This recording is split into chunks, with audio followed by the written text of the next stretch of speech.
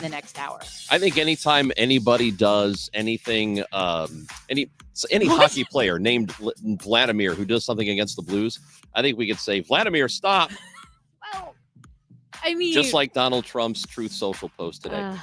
Speaking of sports, the Cardinals. They drop a series to the Braves last night. The bullpen implodes. Are we going to get into that? Yeah, I don't want to, but here's a swing, and there's a fly ball hit to deep left field. That's going to leave the ballpark. A 3-run homer for Eli White, his first of the year. 4-1 Atlanta in the 8th inning. It's always late. Everything that's happened with the Card, they've played a lot of close games, by the way, this season. And the bullpen is just not good. The bullpen is nothing like it was last year, which is a problem because they're getting starting pitching for the most part. They've been getting enough offense to win, and the bullpen is coughing it up. And they have very few reliable arms right now. So it sucks. We have the Gas House Gang today at 12 o'clock. It'll be Bernie Miklasz and me. So we'll talk about that. And Ollie Marmol, who is on the show every Tuesday. He joins us from 12 to 12:30 on the Gas House Gang. It's always a really great conversation. So you should listen in on Tuesdays. And Ollie, after the game last night, made some comments, and it sounded, it almost sounded like he was, making a cry for help in a way. like, hey, we've got what we got. We have the arms we have, and this is what it is. And he is not wrong. So that's going to have to be addressed. So there's that. Amy, when did the Cardinals lose the ability to rely on Ryan Helsley? Like, when did he stop being reliable? They can rely on him. They just can't get to him. They can't get the game to him because they end up losing it in the 7th or 8th inning before it's time for a closer to come in and close out a game. So that's the problem. I don't know what you do. And would you say it's fair to say it's not just the bullpen, but the starters aren't going deep enough? That really hasn't been as much of a problem as it was in the first week and a half or so. The starters have done a much, much better job of going deep in games. The problem is they just don't have enough reliable arms out there. They're trying to use guys like Fernandez, who was really good last year, and they're trying to get him back to that. And he is nothing, man. He is so far away from what he was for them last season. And when you don't have the late inning setup guys to get it to the closer in the 9th inning, then you're in trouble. So that's the problem with the Cardinals right now. I think it was Bernie on the Gas House Gang, a week or two ago. And he talked about a bullpen that has a really good season, perhaps a surprising season where all of the pitchers outperform their expectations. He said always they really struggle the next year. Like, they're going to be some regression. They're going to be terrible the next year, or at least, like you said, expect some regression. Yep. Stupid question, but why? Why do all of them have to regress? Is it just the odds that they can't all be extra good at the same time? Some of it is that. Some of it is just by definition, relievers are not as good as starting pitchers are. You might have a premier closer like the Mariano Rivera type or Helsley, who's been really good. And I think he's done it long enough. You can call him a premier closer. You have guys like that you're going to rely on every year. Also, there isn't because the workload. See, a starting pitcher is going to go like 150, 160, 180 innings. If he's really good, he's going to go 200. That doesn't happen as much as it used to. The sample size of innings is smaller. So your margin of error is smaller too. So if you screw up as a reliever because you don't pitch as consistently as a starter does, and you don't throw as many innings, if you have a couple of bad outings, then it really shows up, right? You don't have a whole lot of time to make that up. So I think it's a matter of sample size. There are a lot of different reasons for it, but I think it really starts with relief pitchers generally are just not as good. So there's going to be variance from year to year. And the Cardinals are seeing it now, and they're losing a lot of close ball games, and they're losing them late. So the Blues tonight, This is a very big night for them. Yeah. Amy, I don't want to call there's a must win and then there's a must win. It's not a must win. Yes, it is. No. This is not a must win. A must win is when they're down 3-0. You have to win, otherwise are you okay? Yeah. No, I couldn't see you. Oh, because of the ring lights? Yeah, sorry. Yeah, no, but I mean, I get it. I get a must win. But it's a must win because you can't go down 3-0. Because if you do, that's probably the end of that. See, and I don't use the must win, which is weird. It's not like I have any reservations speaking in superlatives in other areas of life, but when it comes to hockey, let's just be objective. Let's look at where we are. Yes, we're down 2-0. The best thing you can do is win both games at Enterprise. You haven't lost at Enterprise in 2 months. That's the longest home ice winning streak in the NHL this year. It's a franchise record for the Blues. They haven't lost since February, 12 games. Great. Win at home. I would say, though, it's not a must win. It's a you really need to win this. And there's a difference. You really need to win this versus the must win of you lose and you're out. All right, let's look at it this way. I think the must win has just been overused. Okay. It's been tarnished. See, some people use it inappropriately. I'm not. This is I think, let me reclassify. You are most of the time inappropriate. Well, yeah. Let me redefine it. Okay. Okay. Okay, fine. Or I'm going to change the terminology. Tonight is a must win. If they go down 3-0, that is you have to win or you'll die. So, is that fair? So, okay, that's fair. So the pendulum here, I'm swinging into lessening the effect. So I'm saying it's you really need to win this. Otherwise, you're in a must win. You're calling this a must win. The next game being otherwise you're going to die. Correct. Yeah, that's fair. Because if you go down 3-0, it's over. It's over. No, it's just over. And then when you lose the fourth one, then it's over. I think if you they go down, saying? Yeah, I think if they go down 3-0, I think they win game 4 and then lose in 5. I don't know. I think there's a good chance that happens. But listen, I will say this about the Blues. They're down 2-0. Could they have won that game on Saturday? Should they have won that game on Saturday? Yes. That was the game that you steal in Winnipeg. Yep.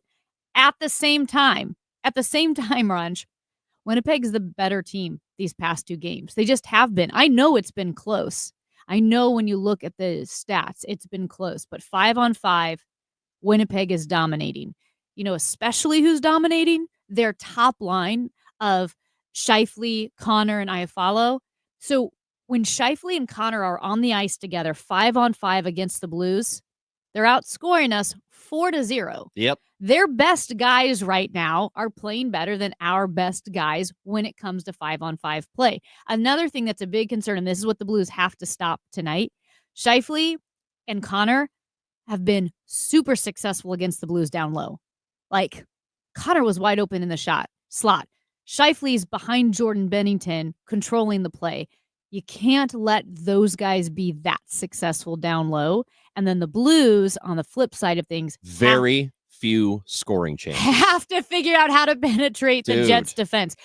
4 shots. You are down for most of that third period, and you get 4 shots on goal in the entire third period. And those were not high-quality scoring chances. When the Jets boxed out the Blues from being right in front of Hellebuck for the entire third period, if you can't figure out how to have a more successful forecheck, to have more puck position in the offensive zone, you're probably not going to win. And it seems like every power play they get after the first period, nothing gets through. Well, nothing gets through. They're finding very few lanes to get scoring chances. And that's why when you get that lane, you got to get the shot off, which we talked about, which is different than the shoot. That's different than that. That's obnoxious. When you're in the slot, don't double clutch. No. Get the shot off because you're not going to get another chance. 314-436-7900. Are you worried? Let us know. Are you worried about either of our sports teams? You can tell us how you feel because things have not been particularly good recently. So let us know. Also on the Odyssey app where you can listen to the show live, you can certainly drop us a voice message. We are going to talk Cardinals and Blues with Matt Pauley on the show today. Major Garrett joins us. He'll be on with us at 10:30. We'll talk about what's going on in the world. This hour, though, at the bottom, when we at 9:30, Daryl McDaniels from Run DMC is going to be on the show. No kidding. Very excited about that. That'll be great. Let us know what you think. Also, we have the question about baseball. Remember, we asked yesterday, what about baseball annoys you? Great question. You love the game. We love the Cardinals. We're all in, but that doesn't mean you love every single thing about the game. So let us know. 314-436-7900. Text the show. It's Chris and Amy on KMOX. If you suffer from burning, tingling, or numb feet, pay special attention as we discuss neuropathy with Dr. Patton, D.C. Doctor, what is neuropathy? Peripheral neuropathy is nerve damage to the feet and legs. What are the symptoms? The symptoms are numbness, burning, tingling, pain, and loss of balance. Is neuropathy treatable? It's absolutely treatable, and we have amazing results. If you have burning, tingling, numbness, coldness in your feet or hands or balance issues, call us at Comprehensive Integrated Health today for a nerve damage screening. The screening will tell if you're at risk for serious complications and if you're a candidate for our cutting-edge treatment program. Don't wait until your symptoms are so severe nothing can be done. End-stage neuropathy leaves people confined to walkers, wheelchairs, and even amputations. The first 10 callers will receive a free nerve damage screening. Call 636-355-8662. 636-355-8662 for your free nerve damage screening. 636-355-8662. Guys, Glover here with my friends Mark and Neil Gelman from the Gelman team of eXp Realty. Selling your home, every situation is unique. Find the best options that are right for you from the real estate team who offer more options. 314-336-1991. Go to thegelmanteam.com. You know how you always want to know about everyone else's money? On the podcast, What We Spend, guests will, for 1 week, tell us everything they spend their money on. My son slammed $6 worth of blueberries in 5 minutes. And everything that makes them feel. I want to own a house. I want to have a child. But this morning, I really wanted a coffee. Because at the end of the day, money is always about more than your balance. Listen to and follow What We Spend, an Odyssey original podcast. Available now wherever you get your podcasts. I had the worst dream last night. You were in a car crash and the kids and I were on our own. We had to move out of the house because I couldn't afford it anymore. It's awful, hon. My brother got life insurance from Ethos and it only took 10 minutes. And he got $2 million in coverage for around $2 a day. It's all online. No medical exam. He just answered a few health questions right from his house. Ethos, here we come. Visit ethos.com/radio. That's ethos.com/radio. Sample rate is a 10-year term life policy for 35-year-old healthy, non-smoking male. Billed monthly. Johns Hopkins University has found that just mild hearing loss doubles your risk of dementia. So hearing loss isn't something to ignore. But hearing aids are so expensive and ugly. Not anymore. Meet Audien Hearing. You can get nearly invisible hearing aids without a prescription starting at $98 a pair. And they're ready to use right out of the box. Rated the best hearing aids of 2025 by Forbes Health. And with over 1 million customers, Audien is easy to trust. Visit audienhearing.com. That's AUDIEN hearing.com. Experience the exhilarating atmosphere of a Cardinals game. Join the sea of red in the wave around the stadium. Feel the rush of excitement as a home run lights up the sky with fireworks, bringing the whole ballpark to their feet. Nothing beats the thrill of watching the Cards get the W with the final out at the plate. It's more than a game. It's an experience. Visit Cardinals.com for tickets and info. St. Louis Cardinals for the Lou. Game tickets? Check. A round of cold beers? Check. Ballpark hot dogs? Check.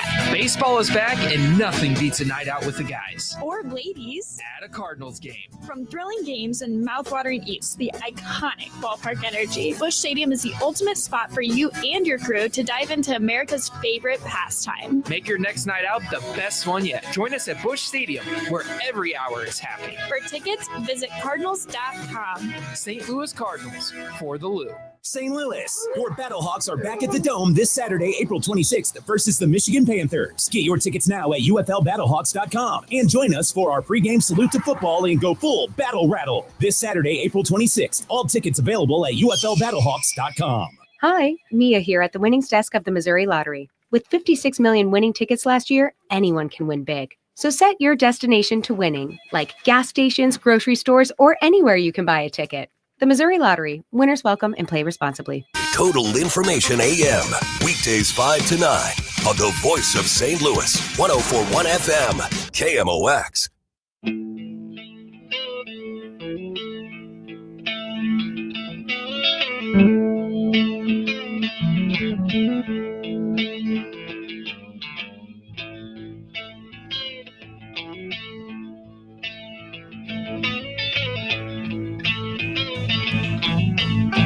Well, our beloved producer, Matt Pajeski, was gone yesterday because he was saving the earth. Yeah, I organized a little cleanup for Earth Day, which was actually a day late. Earth Day was Tuesday. Yeah. So you forgot about Earth Day? No, we're just, working with Crown Candy's schedule. And Wednesday turned out to be the best. So the Go STL Marathon is happening this Saturday, and they will be running through Old North St. Louis as part of their route. So we wanted to clean up around Crown Candy Kitchen, get some ice cream, get some sandwiches, make the place look all pretty so nobody's stepping on needles or White Castle can, Did you find needles out there? No. Oh, okay. What'd you say needles? Well, sometimes it has happened in the past. I have been on a cleanup, and I found needles. I found a head. It wasn't a real head. Hold on a second. Like a human head? Yeah. It scared me. Was it a mannequin? It was, but I didn't know it at first. We were cleaning up where people were dumping mattresses and industrial waste in Wellston. And so you're digging through, and then I saw like some hair, and I started clearing it out, and there was more hair.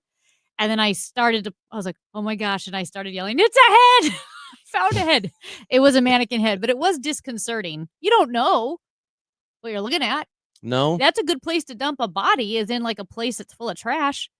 I think the best place to dump a body is in full view of everything, because people will just assume it's not a body.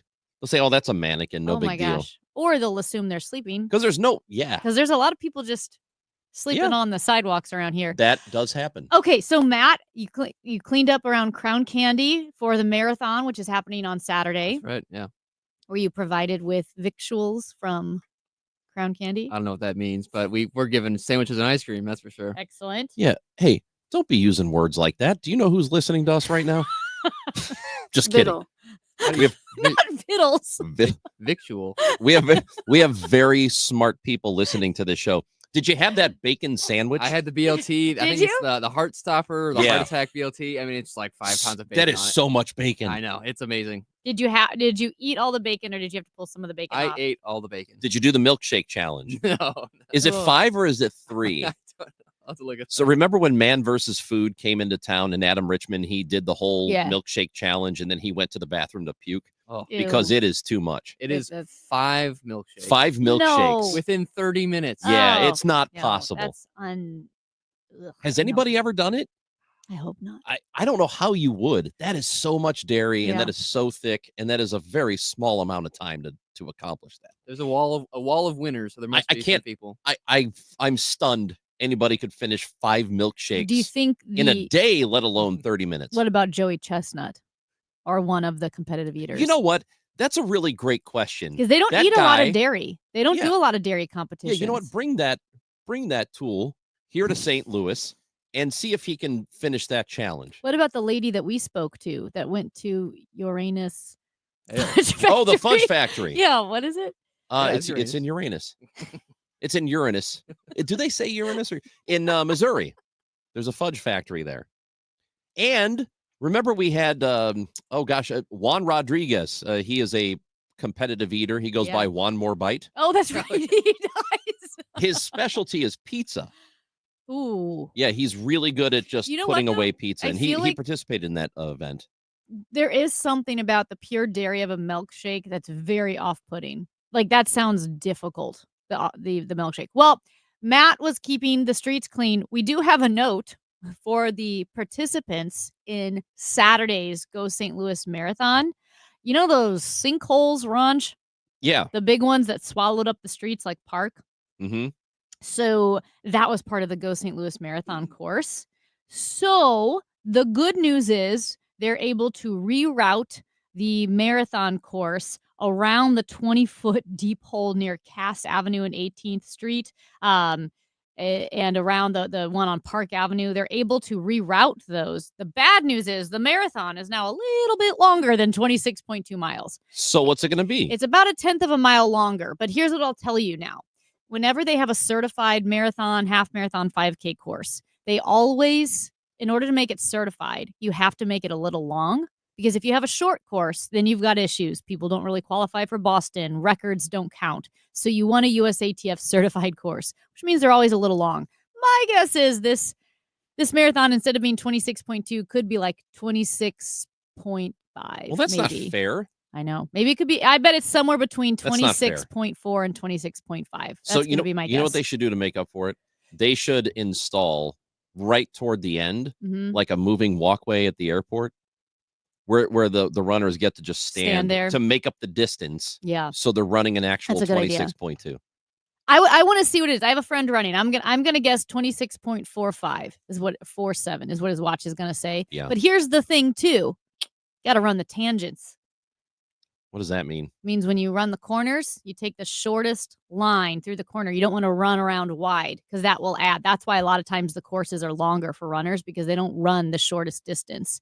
They don't run the tangents. They just go around the corners instead of getting as close as you can and running a straight line. So a tangent is shorter.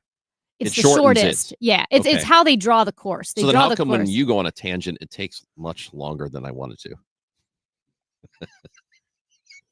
Are you mad at me right now? I actually am. Are you mad at me? No, I just really thought that was clever. I'm mad that it was so clever and funny. That was pretty good. A texter here you says, go on a tangent, it takes longer. A texter here says, I'm 45 and could tell you almost every player when I was a kid. And talking about baseball. Okay, sorry. I didn't know if this was Earth Day related. No, this is about what we asked last segment. Okay. And it says, I asked my 16-year-old the other day to tell me some Cardinals. He could only say Newt Bar. Sad. And I think the best part of this text is he spelled Newt Bar like Nut Bar, Nutbar, which I think that's how it should be spelled. How do you know the kid didn't say Nut Bar? He might have. I think the kid said Nut Bar. I think that's the point. He's trying to trick Dad, which isn't very My nice. My favorite player is a Nut Bar. Hey, I'm so excited. Run DMC, baby. When we come back, Daryl McDaniels from Run DMC. There is a concert that Run DMC, along with the Sugar Hill Gang, is doing at the St. Louis Symphony Orchestra Thursday, May 8th. Very excited about that. And Daryl McDaniels joins the show next. It's time for a $98 AC tune-up. I had the worst dream last night. You were in a car crash and the kids and I were on our own. We had to move out of the house because I couldn't afford it anymore. It's awful, hon. My brother got life insurance from Ethos and it only took 10 minutes. And he got $2 million in coverage for around $2 a day. It's all online. No medical exam. He just answered a few health questions right from his house. Ethos, here we come. Visit ethos.com/radio. That's ethos.com/radio. Sample rate is a 10-year term life policy for 35-year-old healthy, non-smoking male. Billed monthly. Will new tariffs impact small businesses? Rising costs and economic uncertainty can hurt your bottom line. But with Swish Funding, your business can stay strong. We offer fast, flexible funding solutions from $10,000 to $2 million. For working capital, cash flow, and more, and as little as 24 hours with no collateral needed. If your business earns at least $50,000 per month and has been around for over a year, you could qualify today. Go to swishradio.com and use code RADIO. Swishradio.com, code RADIO. Tom Ackerman here. Busey Bank proudly recognizes the Glen Ed Pantry as a building community partner for the services and food they provide to more than 250 families in the Edwardsville School District each month. Food insecurity severely impacts every part of a family's life. More than 600 volunteers and donors make it possible for the pantry to fulfill their mission to provide food and services with dignity and respect. Learn more at glenedpantry.org. That's glenedpantry.org. This is Rob Schwartz, Senior Vice President of Busey Bank. The Glen Ed Pantry, our community promise partner, is building a brighter future, a new home for Glen Ed Pantry built by the community for generations to come. The need is growing, and your help is vital to make this vision a reality. Learn all about the campaign at glenedpantry.org. That's what building community is all about. Join Busey.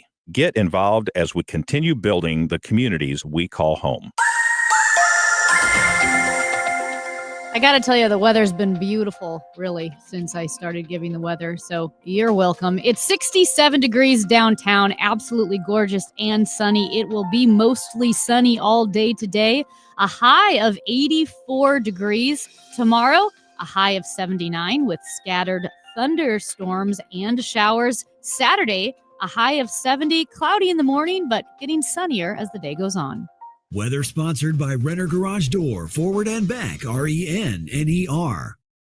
Cowboy. The beginning of a new season is a perfect time for a tune-up from my friends at Renner Garage Door. Need a new door? Get a free replacement quote today. RennerDoorSTL.com. Forward and back. Giddy up! RENNER.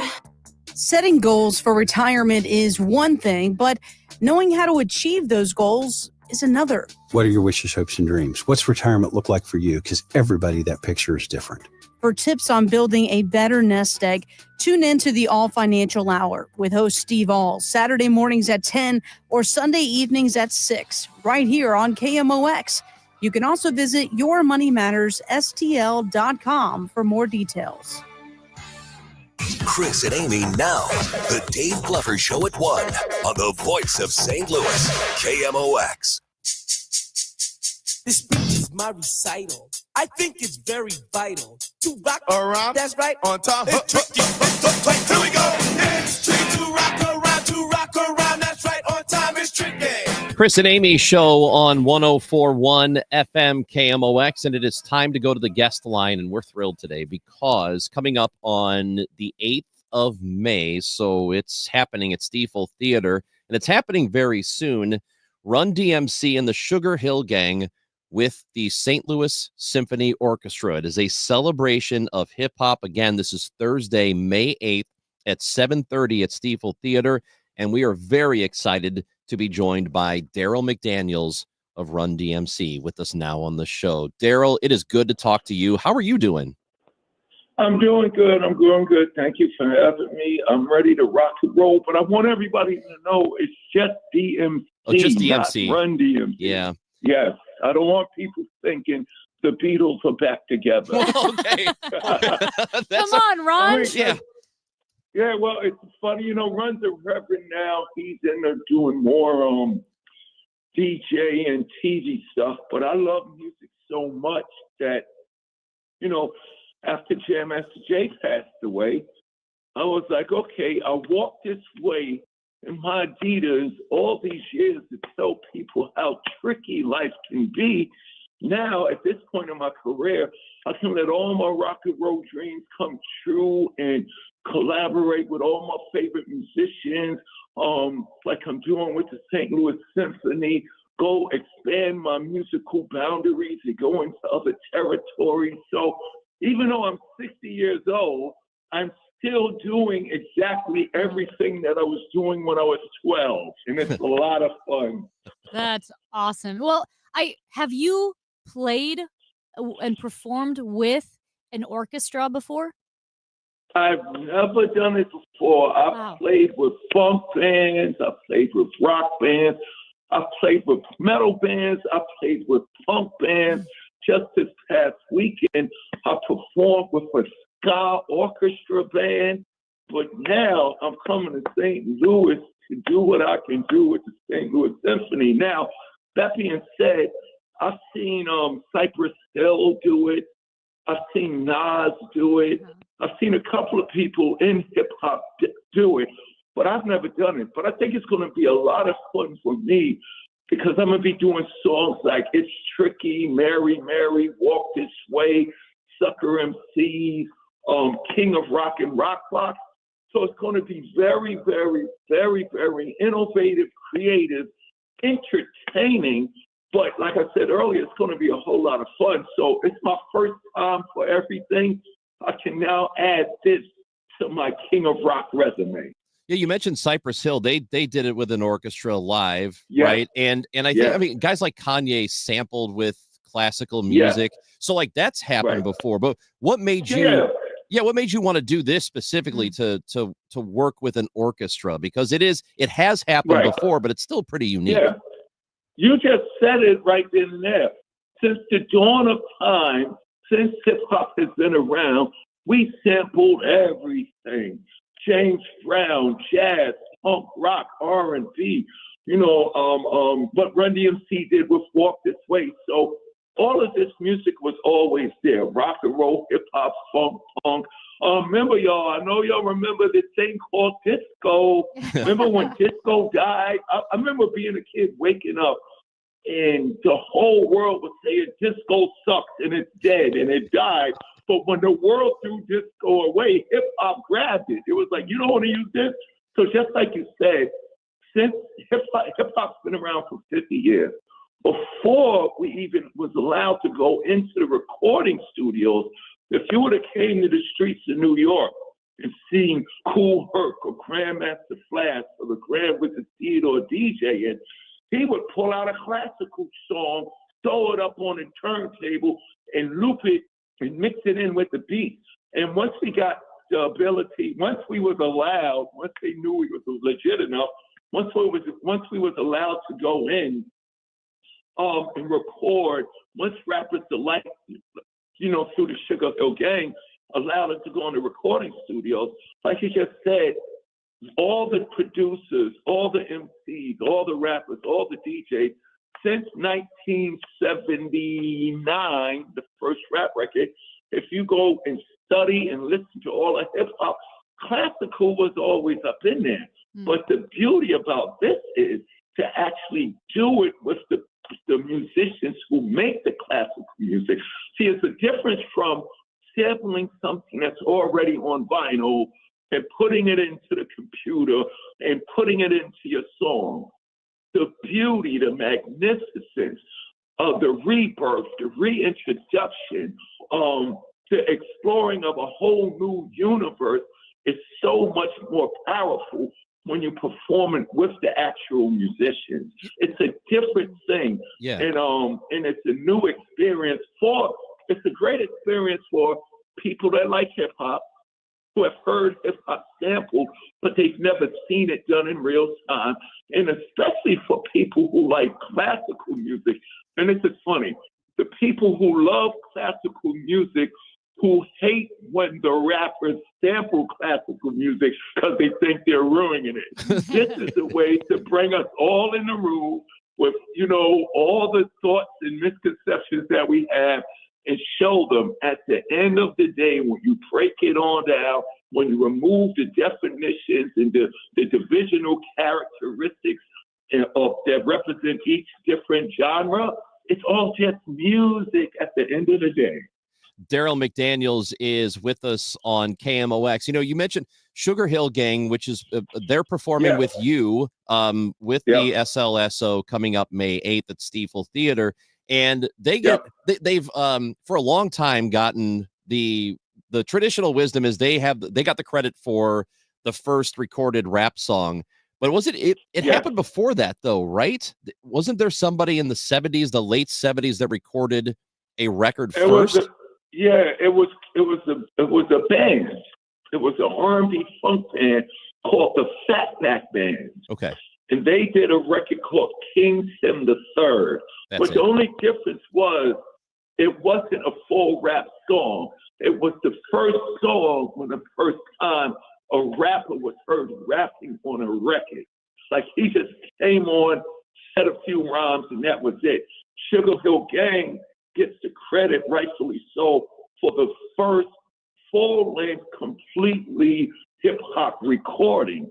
But hip-hop has always been around in many different forms for centuries. And what I mean by that is when the people that created hip-hop before Sugar Hill Gang, Grandmaster Flash and the Furious Five, Treacherous 3, Africa Bambaataa and the Zulu Nation and Soul Sonic 4, the Cold Crush 4 MCs, the Funky 4+1, the Fantastic Five, and all of those groups, like the Crash Crew, all of those groups that made hip-hop, we knew that hip-hop was here in various different forms. You had Gil Scott-Heron, you had The Last Poet, and even right in front of our face, when these rappers that I just mentioned started, it wasn't called hip hop. They were just DJing and rapping over the music that was common to our communities. We come from a place where music to us was Saturday on the weekends when you had the weekend off and there was no school. Two great things would happen every Saturday. At 12 o'clock, you would watch Soul Train with Don Cornelius, and you would see all the funk and the black and the soul artists. Then at 1 o'clock, you would watch American Bandstand, where you would see Dick Clark presents all the rock, funk, everybody from David Bowie to the Beach Boys. That was a part of our history and our upbringing. And when these rappers that I just mentioned first started, it wasn't called hip hop. Just like I can name a few records that are typical rap records, but people don't see it because they're so busy having something defined by labels. Y'all know Billy Joel's "Weed It and Start the Fire," right? Yeah. You know that record, "Weed It and Start Segregation, Integration." He's rapping. Yeah. So that's just an example that it was being done, but it wasn't until we started doing it on a record where people needed to define it with something. So they just grabbed something that we were just saying, hip hop, they grabbed something that we wasn't even saying anything about, and it was able to totally define a whole genre because they didn't know what to call it because it's a gumbo of rock, pop, hip hop, soul, R&B, classical, jazz. It's a jumbo of the blues. And at the end of the day, everybody knows this. A great blues artist said this, and it's the truth. The blues is the roots. Everything else is just the fruit. But you could pull from classical work. You could pull from Beethoven. You could pull from Africa. You could pull from the American Indians. There's so much sound that people have a tendency to put in different classes, which creates the misunderstanding. Ginger Baker, one of the greatest drummers ever from the band Queen, he used to get pissed off. He used to say, "It's just music, God damn it, stop labeling it." But it's more importantly to understand that when it comes specifically to hip hop, Grandmaster Caz from the legendary Cold Crush Brothers, one of the hip hop groups that created this, he said this, and this is the truth. Hip hop didn't invent anything. We reinvented everything. So when we were talking about Fatback and Sugar Hill, and then Run DMC comes in the early 80s, did you ever think that it was going to be what it is now? Because it took a while for it to really hit mainstream. They asked Jam Master Jay, rest in peace, 1984. We went over to London, and we was being interviewed. And the journalist asked Jam Master Jay, "Did you ever think hip hop would be this big? Do you ever think it could be, a legitimate form of music, to rival pop, soul, and rock and roll and everything?" And Jay said, he said yes, because it was so big to me when I first heard it. And what's powerful about that was Jay was just saying that for his world. It was New York, it was Connecticut, it was Jersey, it was the East Coast. This little culture came out the Bronx. It started to spread across the United States like a zombie apocalypse. But when Jay said when he first heard it, he knew it was going to be big in the world. And Jay was just talking about his little world. For me and Run, our thing was just this. We didn't need it to be a big phenomenon in the music business. For us, the mission and the success, this is going to be funny too, was just to get this.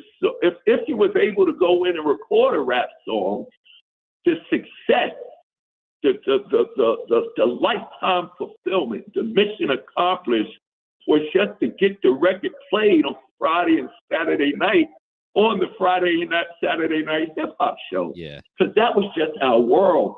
But the the beauty and the significant thing that allowed hip hop to become what it is, it's popular, or I don't even want to say it's popular, to become a part of rock and roll was the positivity in the description and the content and the presentation. Yes, we talked about a lot of negative stuff.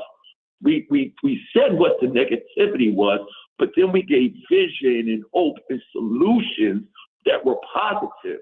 Like you said, before Run DMC, it was Grandmaster Flash and Furious 5, Sugar Hill, and all of these gangs, and everybody was partying and everybody was spreading the message. But Run DMC came along, took rock and roll, which we were stealing from, combined that with our culture, and not only did we just sample or steal or take from another form of music, Rick Rubin made us literally go to Boston and do it with Aerosmith. Yeah. So when people saw that, the powerful thing was this. It was two generations, two different music, two different races of people coming together in harmony. That was the thing that made it so great. It wasn't, me and Run and Jay could have just sampled Walk This Way, and people would have just been saying, yo, remember in 86 when Run DMC sampled Walk This Way, which was done by Aerosmith? But the beauty was we proved an example that shows that politics and religion and all the hate that exists now, back then in the civil rights era, even way back to the cavemen, all the hate in the world, that was when Steven Tyler took that mic stand and knocked down the wall that was separating us in the video. It didn't just happen on MTV, it happened in the world. Yeah. We were an example of the powerful positivity power of music. So when we first started out, our expectation was just to say, I've made it. Why did you make it, Run DMC? Because Mr. Magic and Red Alert played our record on Friday and Saturday night. It was no destination. There wasn't a destination of dominance. We just wanted to do honorably and respectfully to things that we saw the Beatles and Stevie Wonder, for example, doing. Yeah. Those were our inspirations. That's why hip hop was so good. Now, when you look at hip hop, just to sell some records and make money, the promotion and oversaturation of kill and shoot and get high and have sex and I'll beat you up if you disrespect me, that's doing a disservice not to hip hop culture, but to our communities. When I rap, I'm DMC, in the place to be. I go to St. John's University, and since kindergarten, I acquired the knowledge. After 12th grade, I'm going straight to college. I rap that with the same attitude and the same ego that people rap about selling drugs and being in gangs and doing negativity. That confidence that I put behind positive, legitimate, constructive ways to get everything that you want had an effect on my audience. Yeah. So when hip hop was created, it was not created to be successful in the music business. It was created to do what Neil Young was doing when he woke up one morning and saw that the president sent the National Guard to shoot college kids. So what did he do? He didn't call his manager. He didn't call the label. He ran to the studio in Ohio. They called Marvin Gaye, who was known for just sex and love and sex and love. He saw something was needed to be said about situations. So he did a record called What's Going On against Berry Gordy's Riches. Yeah. And the list goes on and on and on about artists, not just musicians, creators, playwrights, journalists such as yourself, taking upon themselves to say, we need to talk about that. So when we was doing these records, our goal was, man, I want Neil Young to say I'm doing a good thing. If I was able to meet John Lennon, who I saw sleep in a bed naked with Yoko Ono to protest the wrong things about awards. So we was like, whoa, they had to. The thing that marveled us was they were using their music. They were courageous enough to speak up for all of us. Yeah. DMC, it is awesome to talk to you, man. I wish we had more time to do this. You'll be coming into town. You know what? Listen, I'll come back on anytime you want. Hey, when you come into town. how about this? When you come into town, come in studio and see us. How about that? All right, let's make that happen. Because what's cool is I'm coming there to perform with the St. Louis Symphony. Yep. It's going to be phenomenal. Me and the Sugar Hill Gang. But real quick, on May 30th, I'm dropping my new single for my new album called America. This first single, it's me and Sebastian Bach from Skid Row on vocals. Oh, man. Okay. Travis Barker on drums. Mick Mars from Motley Crue on guitar, and Duff McKagan from Guns N' Roses on bass. So I'll come in. We could talk about the show. Awesome. And we can talk about the new music. Let's do it. That's going to be great. Listen, DMC, awesome to talk to you. May 8th, Stiefel Theater, DMC, Sugar Hill Gang with the St. Louis Symphony Orchestra, slso.org for tickets. Daryl McDaniels, thank you, man. Thank you. So I'm going to have my publicist connect with y'all. Yes, please do. For me to come see y'all. We'll see you in May. Done deal. And y'all keep up the great work, too. Love y'all. All right. Love you, too. That is DMC. Awesome. Wow. This is All right. great. It's going to be May 8th, slso.org. It's Chris and Amy on KMOX. If you suffer from burning, tingling, or numb feet, pay special attention as we discuss neuropathy with Dr. Patton, D.C. Doctor, what is neuropathy? Peripheral neuropathy is nerve damage to the feet and legs. What are the symptoms? The symptoms are numbness, burning, tingling, pain, and loss of balance. Is neuropathy treatable? It's absolutely treatable, and we have amazing results. If you have burning, tingling, numbness, coldness in your feet or hands or balance issues, call us at Comprehensive Integrated Health today for a nerve damage screening. The screening will tell if you're at risk for serious complications and if you're a candidate for our cutting-edge treatment program. Don't wait until your symptoms are so severe nothing can be done. End-stage neuropathy leaves people confined to walkers, wheelchairs, and even amputations. The first 10 callers will receive a free nerve damage screening. Call 636-355-8662. 636-355-8662 for your free nerve damage screening. 636-355-8662. The Lamar Hunt U.S. Open Cup Tournament is coming back to St. Louis. Join us on May 7th at Energizer Park for the round of 32 and watch St. Louis City SC battle Union Omaha to kick off our run for America's most historic trophy. Get tickets at stlcitysc.com/Open Cup and help the boys in red bring home an 11th U.S. Open Cup to our city. We all hear the radio ads about the IRS. They tell you to be afraid, to be scared, and they try to frighten you into calling. I'm not here to do that. Tax Relief Advocates is different. TRA is here to tell you that if you owe money to the IRS, whether it's $5,000, $50,000, or $500,000, we have a solution. It doesn't matter if you're sitting in your car, at work, or with your kids. No matter where you are, call now. 800-575-6481. Don't lose hope. TRA can eliminate or reduce what you owe to the IRS. Generous programs are now available that can give you a fresh start. Our passion is taxes and helping individuals fix their IRS problems. We have over 1,000 5-star reviews on Google and an A+ with the Better Business Bureau. You don't need to be afraid of the IRS any longer. End your tax nightmare today by visiting us online at TRA.com or call 800-575-6481. That's 800-575-6481. Tax Relief Advocates, real solutions for real people. Hey St. Louis, this is Ben Barnett, board certified master arborist and owner at Timberline Professional Tree Care. As a local small business owner for the past 24 years, I always do my best to shop local and support our community. Recently, 2 of the largest tree contractors in the region have sold to out-of-town investment groups.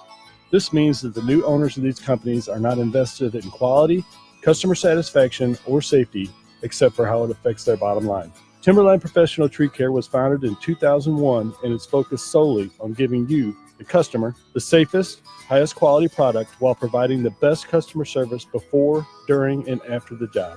I've poured my heart and soul into tree care for the past 24 years, and we aren't going anywhere.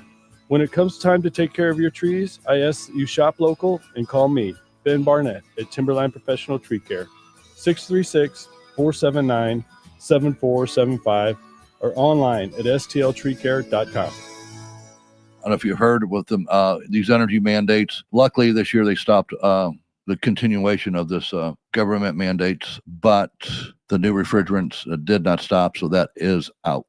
So be careful, buyer beware on what you're purchasing. If you're looking for a new system and just want a common sense approach to picking a system, i.e., are you going to save money? Is your energy bills going down?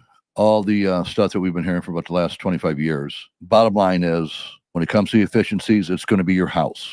I only have 60 seconds to do this in, so if you want a common sense approach and you are looking at purchasing a system or getting prices on systems, please call me. It's one easy number, Missouri and Illinois. It's 314-293-2600. 314-293-2600, or on the internet is bartinman.com. That is Bart with a B, Inman with an I.com. God bless. When you're injured on the job, you need more than just a workers' comp lawyer. When you need a fighter, you need us. Morgan & Morgan, America's largest injury law firm, for the people. Visit forthepeople.com for an office near you. Cards manager Ollie Marble joins the Gas House Gang every Tuesday at noon. Sponsored by Siteman Cancer Center on the voice of the Cardinals, 104.1 FM, KMOX.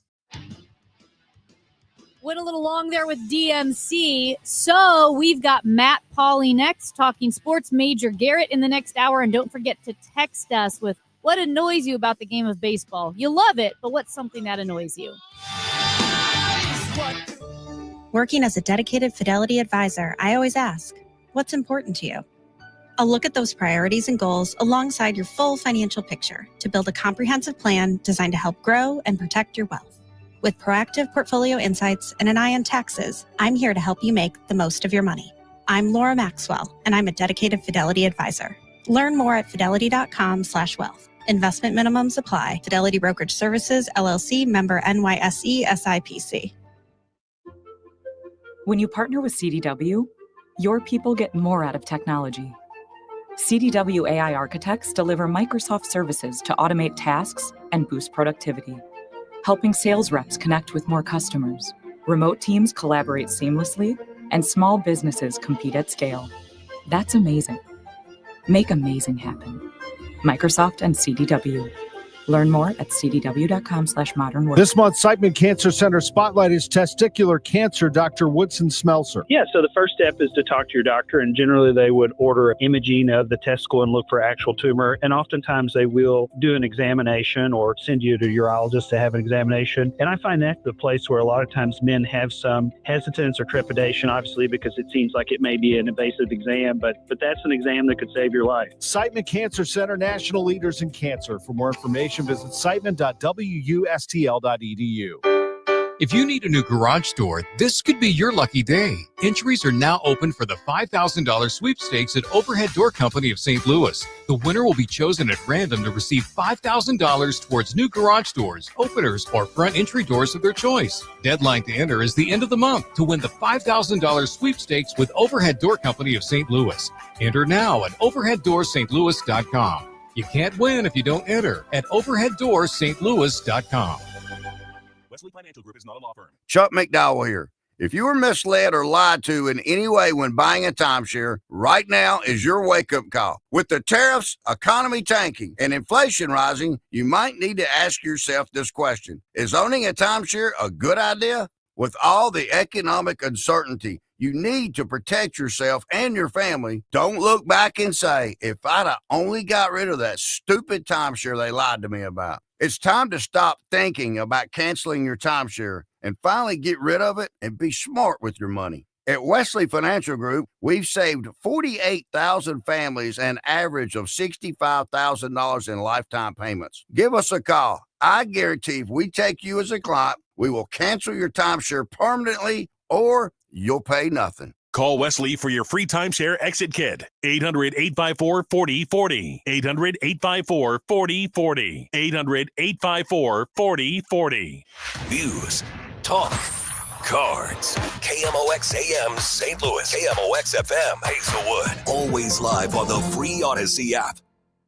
Rhino Shield is engineered to outlast paint by a lot, backed with our 25-year transferable warranty. Paint a house, shield a home. We do brick, block, stucco, asbestos, steel, aluminum, cedar, and more. We are the only coating company selected by Disney, This Old House, and 3 times on HGTV's Curb Appeal, where all 3 episodes concentrate on unpainted brick. If you maintain or own a business with a tired-looking building, you owe it to yourself to look at Rhino Shield and our beautifully durable color schemes. Evaluations are free. We're making buildings pop and be noticed again, from Champaign to the Lake of the Ozarks, exceeding expectations every day with our products, people, and performance. Now is the time to call 877-25-RHINO, 877-25-RHINO, or go to 877-25rhino.com and see how honest and transparent we really are. Tell them, ladies. Don't paint, don't Rhino, go Rhino Shield. Never paint your house again. Rhino Shield.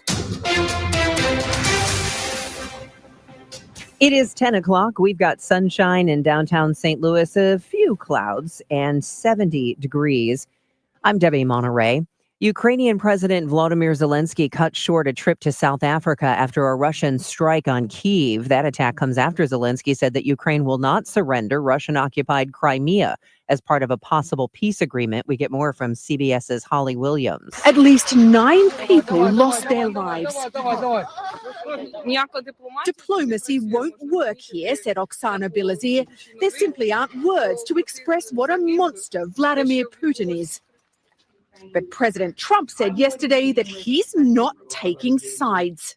However, in a rare rebuke of Putin, today Trump posted on social media, "I am not happy with the Russian strikes on Kyiv. Not necessary. Very bad timing. Vladimir, stop. 5,000 soldiers a week are dying. Let's get the peace deal done." A new AP NORC poll finds most Americans are not fans of Trump's tariffs. 70% of those polled say Trump's trade policies will either raise prices a lot or somewhat. 60% say he has gone too far when it comes to imposing new tariffs. 60% are also worried about grocery prices. Half are extremely or very concerned the economy could slip into a recession in the next few months. 40% approve of the way Trump is handling the economy and trade negotiations. Michael Wallace, CBS News. Meanwhile, China is denying President Trump's assertion that the two sides are involved in active negotiations over tariffs, saying that any suggestion of progress in the matter is groundless.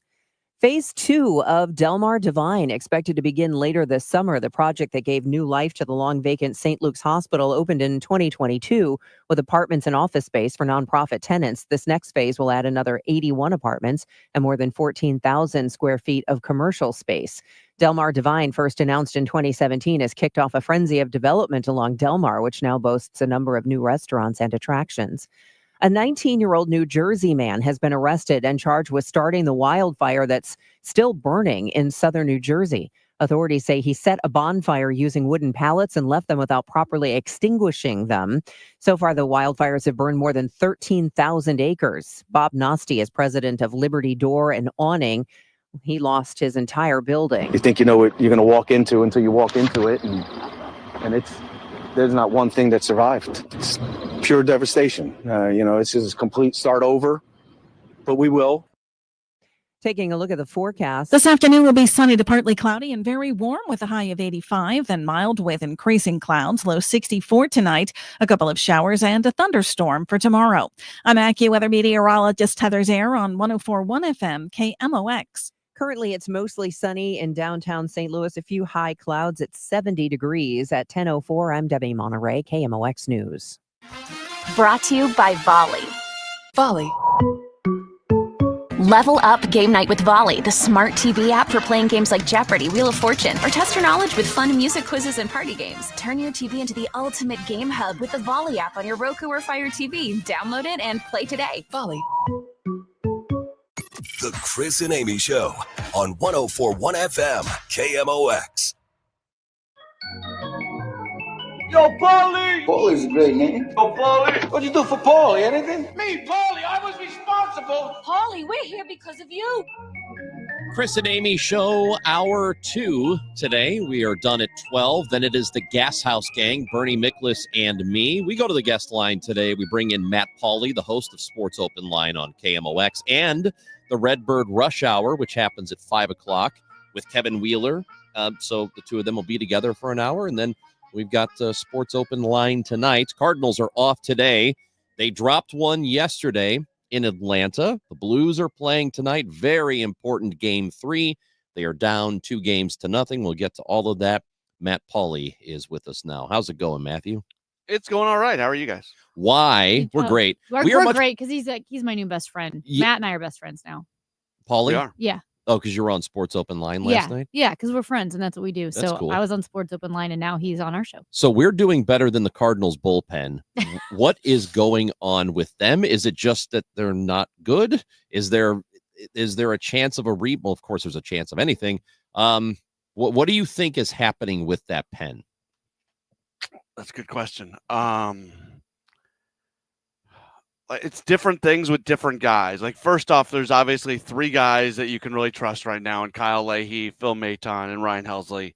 Beyond that, guys are not performing at the level that you want them to perform at, which is certainly a frustrating thing. And we saw what happened with Fernandez yesterday, and he is definitely struggling right now. It's just it's one of those things where anything that can go bad will go bad. And right now that's where this bullpen is at. Like, I don't think there's this like overwhelming issue that can go ahead and just be fixed right away. And you're going to everybody's going to get better. It just so happens right now that more than half of the bullpen are filled with guys who are not performing.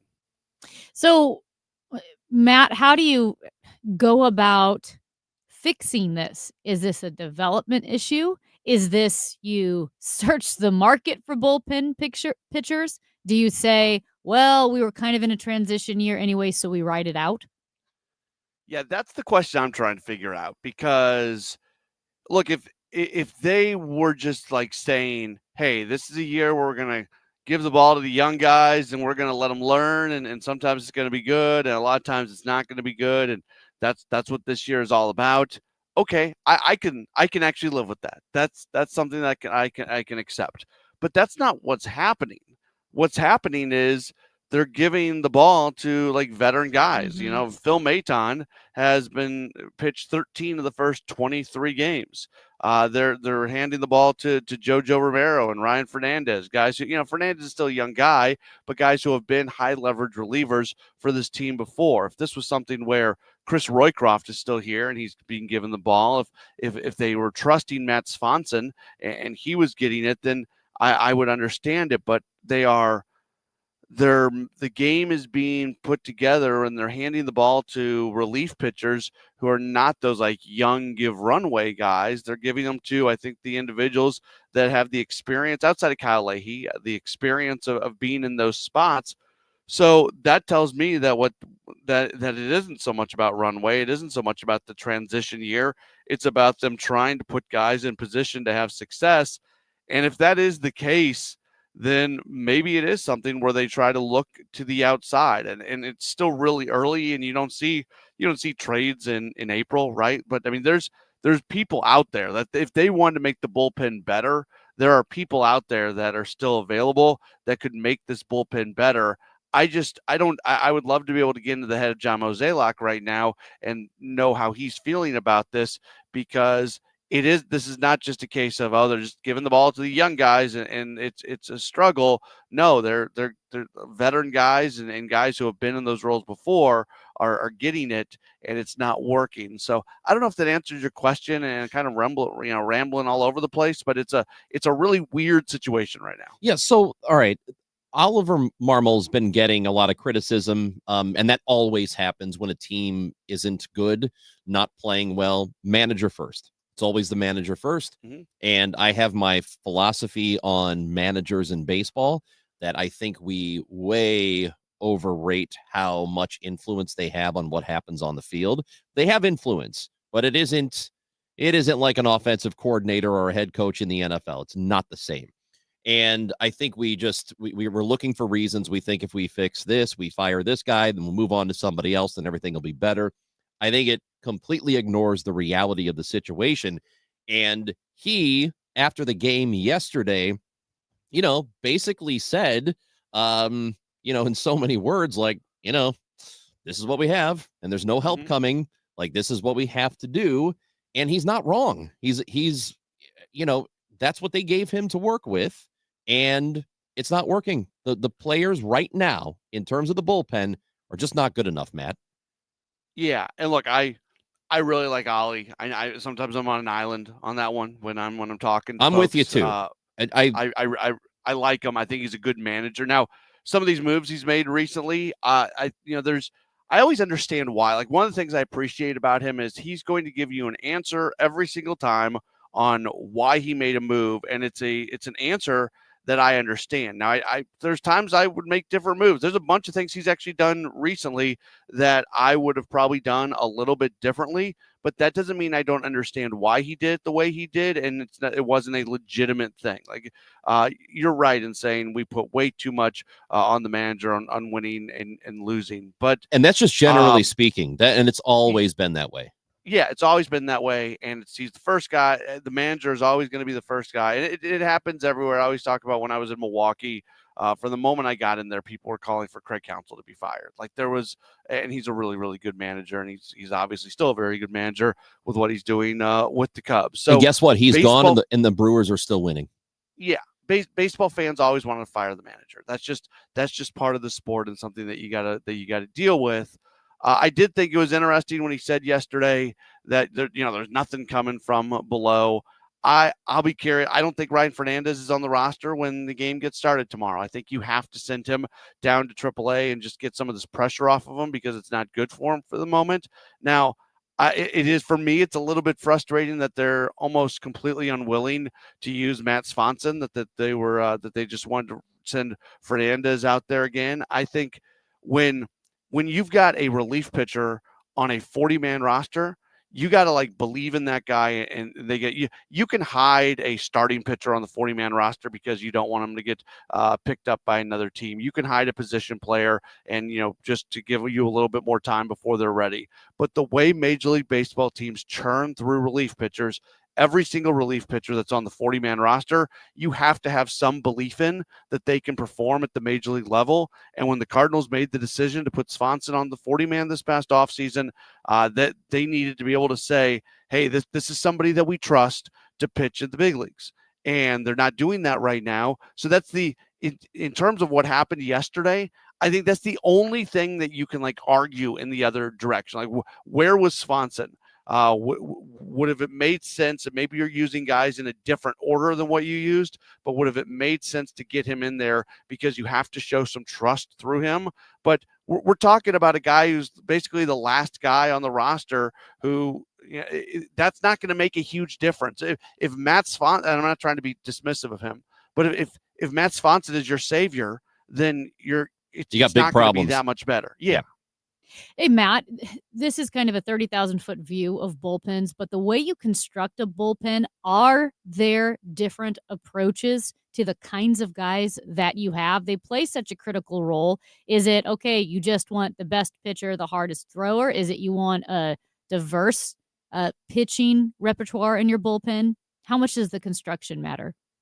Yeah, I think the construction matters a little bit. You want to have a long guy in the bullpen, somebody who can give you multiple innings, and they have that right now with Steven Matz because he's not in the rotation. Now, when Matz was in the rotation and they brought Munoz in, that was kind of the idea there. You certainly want to have some guys who have swing and miss potential because there's times that you need strikeout. Obviously, you want some righties and some lefties in there. It's nice to have a ground ball guy in there if you've got a situation where you really want a ground ball. That being said, though, I think that's changed a little bit in recent years, especially now that pitchers have to face 3 hitters or get out of an inning, where it's not like you're bringing in just one guy to face one guy to get a strikeout or to get a ground ball, something like that.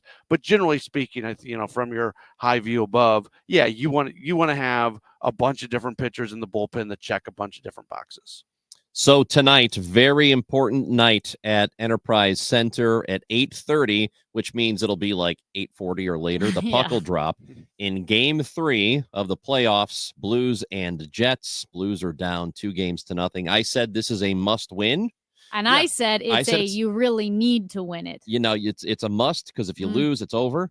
And then I called the next game if they lose that one. That's you have to win or you will die. Yeah. So. Wow. Tonight's a must-win, yes? Yes, must win. You're not coming back from a 3-0 deficit. You don't want to call it Andy. you really need to win this? Yep. No, you have to. It's a must. Matt, That means Matt is so measured. call it. You really have to win this. That's called a must win. No, Yes. because there's a difference between you. Okay, I should say you really should win this. Matt's a pretty measured guy. I think, Matt, you kind of understand where I'm coming from, right? Don't you feel like the must He win doesn't. is overused in sports? Matt, tell her you don't understand. Remember who your best friend is, Matt. Yeah, you are my best friend. I gotta hold on to that here for first. I don't have a lot of best friends, so I can't mess this one up. Look, they're not coming back. They're not coming back from a 3-0 deficit. Yep. They're the eights. I would assume that never. I don't know. Somebody can correct me. Text in. I would assume that it has never happened in the history of the National Hockey League that an 8 seed has come back from a 3-0 deficit against the top seed in the first round of the playoffs. Is that a fair assessment? Has that ever happened in NHL history? I don't know if that's ever happened in sports. I don't know either. Well, Like there that are would a lot be of something. 8 seeds. There's no 8 seed in baseball because when the Red Sox came back against the Yankees, there's no 8th seed in baseball, so you can't compare that because they were down in 2004. Well, they don't were do down 3-0. seeding like that. But Yeah. So it's not happening. They're not coming back from a 3-0 deficit. not with So an go win. attitude Go like win that. the stinking game tonight, and then go win game 4. Shoulda won and make Saturday. this thing. I'm gonna Should've- look. You could have won either of those first 2 games. But you also could Yeah, have but you- lost that last game 4-1. Easily lost that last game 4-1. That was Jordan Agreed. Bennington You had the standing lead. on his little head You had the and lead just Saturday. saving the team. Saturday's the game. Saturday's the one. Saturday was the game you were supposed to steal. But here's the thing: you win both games, and right, Matt. Now you start. You're starting over. It's a brand new Yeah. series. And you're carrying a little momentum back into Winnipeg. So I think one of the really interesting things about this is there's so many young guys for the Blues who have never played in a playoff game before, and they're just kind of experiencing this for the first time. So for me, it's like extend this series as long as you can. If you can find a way to force a game 7, then maybe you steal it.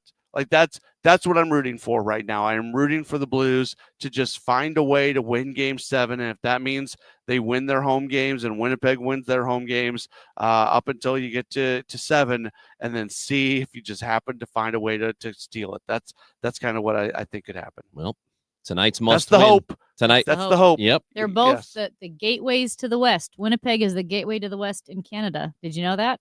Isn't that Do interesting? they actually? There's no way they call themselves that, right? No, You're they just do. making that up? No, it's real. Really? Yeah, because I remember this from last time, 2019. I remember this. Yeah, we're both the gateways to the West of our respective countries.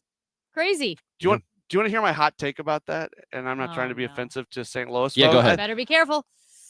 I think the way the country is constructed right now, I actually think I think of Denver as being the start of the West. So Kansas City to me is in many ways kind of the gateway towards the West, where I think St. Louis is more of an Eastern. You know so what? I think we're more of No. the gateway to the East. I kind of agree with No, Matt. it's I wrong. think Kansas City is the gateway to the West. It and we're the isn't. gateway to the It East. isn't. You know what? You know what, Matt? I'm going to put you in touch with Peter Castor over at Washington University, and he will set you straight on this. I agree Is with the reason St. Yeah, Louis it's the reason it's the gateway to the West is after the Louisiana Purchase, everybody came through St. Louis. We know that. When Matt clearly doesn't know that. No, he said. No, he- I do he know put the that. That's capital- why I started it. I started it with in the way the country Yes. is constructed right now. Oh, That's now, why but I it's said the that. gateway to the West Yeah. because of the history That's of like- the country. Right. Yes, I understand that. Jeez. But the way the country is constructed right now, I kind This of is feel like just- we're more Eastern. I'm sorry. Okay. Matt, I Pauly. get it. Can we Thank just go you. back in time and I can pretend I never said that? Let's Well, go no, to it's Sports too late Open. now. We'll go to Sports Open Sports- Line, and Matt and I will have this at length, this discussion. Redbird Rush Hour with Kevin Wheeler and Matt Pauly. That is tonight at 5 o'clock or this afternoon at 5 o'clock. And then Sports Open Line with Matt Pauly at 6 until 8. Thank you, Matt. You bet. Thank you, guys. Yo, Paulie, your sister's with me. I'll call you back later. See ya. And we didn't even talk about the most important sports thing from today. It's the NFL draft, and the Bears yeah. are picking 10th. Today is the beginning of the playoff run for the Bears. For what year? Bear down. It's Chris and Amy on KMOX. When we started Neovite back in 2009, we wanted to create a multivitamin that we would take ourselves. That's why we use quality ingredients in our Neovitin Original Formula multivitamin. With over 20 vitamins and minerals, along with our physician-formulated proprietary blend, you can be sure you are getting the highest quality daily nutritional support. Give Neovitin Original Formula multivitamin a try for yourself. Find it at your local Schnucks, Dierbergs, and online at neovitin.com. There's something new taking shape in downtown St. Louis, an experience unlike anything else in sports. From the hustle on the pitch to all the flags and smoke and 22,000 fans chanting STL in unison throughout Energizer Park. This is more than just a game. This is St. Louis City Soccer. Learn more at stlcitysc.com/tickets and experience it now. Attention, have you racked up $10,000 or more in credit card debt? Are you barely getting by making minimum payments? With credit card debt reaching all-time highs, National Debt Relief is notifying consumers about significant debt relief options currently being made available to help those with overwhelming credit card debt. These options may reduce a large portion of credit card debt for those who qualify. You don't need to declare bankruptcy or take out a consolidation loan, and you may only have to pay back a fraction of what you owe, even if you have bad credit. National Debt Relief has already reduced the credit card debt for more than 550,000 consumers, so don't wait. If you owe $10,000, $20,000, or even $100,000 in credit card debt, you can now take advantage of this financial debt relief as the cost of living continues to skyrocket. To check what debt reduction you may qualify for, call 800-207-4545. That's 800-207-4545. Once again, that's 800-207-4545. Hi, this is Charlie Brennan, along with Dr. Colleen Bosler from the Audiology Center. Doctor, tell us a little something about the history of the Audiology Center. At the Audiology Center, we care about our patients. They are like our family. For us, we want everyone to feel comfortable and confident in their choice to work with us. We ensure best practices for our patients, which include real ear measurements and testing to ensure the best possible outcomes for everyone with their hearing aids. Dr. Fahn started the Audiology Center in 1982, and I purchased the practice in 2017. Dr. Adam Voss joined us about a year ago, and we all want to use our educational backgrounds and our passion for hearing care to help everyone reconnect to their loved ones. We have been around for 43 years, and we want to earn your trust in your hearing care needs. We have 3 locations. Call us at 636-441-7470 or visit us online at theaudiologycenterstl.com. Termites cause over $5 billion in property damage every year, and most of it is not covered by homeowners insurance. Protect your biggest investment with Rottler's Proactive Termite Control. Schedule your inspection today. Visit Rottler.com to get started. Hey guys, Glover here with my friend Mark Cantor at Cantor Injury Law. So as you know, I'm a lawyer, so I take this very seriously. Mark is a great attorney. He has a great team. He is from St. Louis. He is local. Call 314-628-9999 or visit CantorInjuryLaw.com. The choice of a lawyer is an important decision and should not be solely based on advertisements. Get this, 42% of baby boomers don't even know how much money they have in their nest egg. If you're not sure where you stand in terms of getting ready for retirement, you should be listening to the All Financial Hour with Steve All. Let's sit down and talk about your questions, because I think that's the most important thing that it is out there. It's what questions do you have? Saturday mornings at 10 or Sunday evenings at 6, right here on KMOX. Hi, Stacy with Fairwinds River's Edge Senior Living in St. Charles. Are you a senior seeking a fun retirement? Do you want less work and more play? Do you want to enjoy great food that you don't have to cook? Then I know. Stop what you're doing right now and call Fairwinds. Set up a time to visit and have a meal. Meet some of our awesome residents. Check us out online at fairwindsriversedge.com. We hope to talk with you soon. The Chris and Amy Show, weekdays starting at 9 on 104.1 FM, KMOX.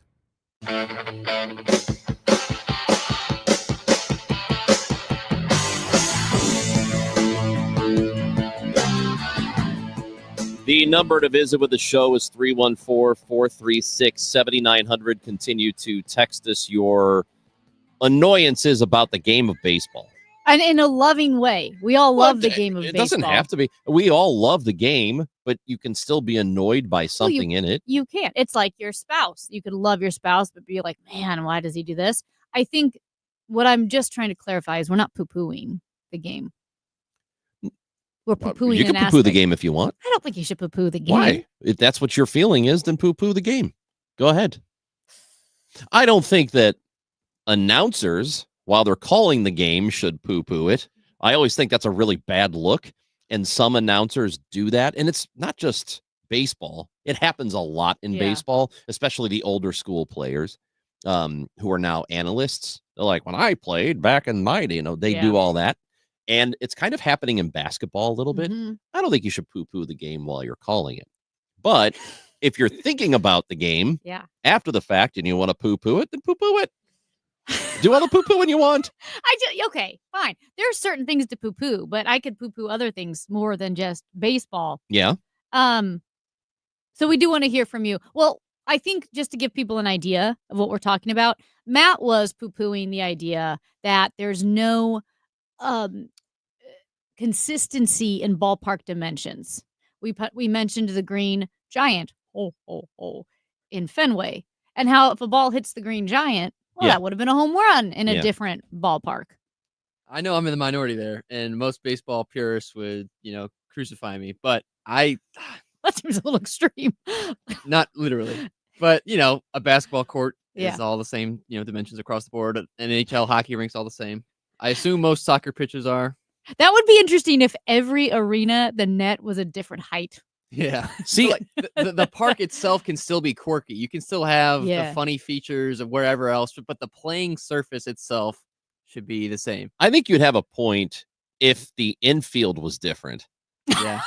Like if some stadiums, the bases are 50 feet apart. I know. I think then you'd have something to complain about. But baseball is such a numbers-based game, and Aaron Judge hit a home run in Yankee Stadium. Well, that's not a home run in Busch Stadium. Like it's, but it evens out. Does it? Yeah. Not if Aaron you're a Judge good doesn't hitter. play. If Aaron Judge came here, he'd still hit 50 bombs. I hate when like say Jordan Walker hits a not a home run, but it's a pop out to deep right field, and somebody says, well, that's a home run in 13 out of 30 ballparks, not this one. Like I hate that so much. Like, why can't it be our ballpark? I'm a fan of the Cardinals. I want the home run to happen in our ballpark. Well, not when your team's pitching, you don't. Okay, not when it's it evens out, Matt. I know.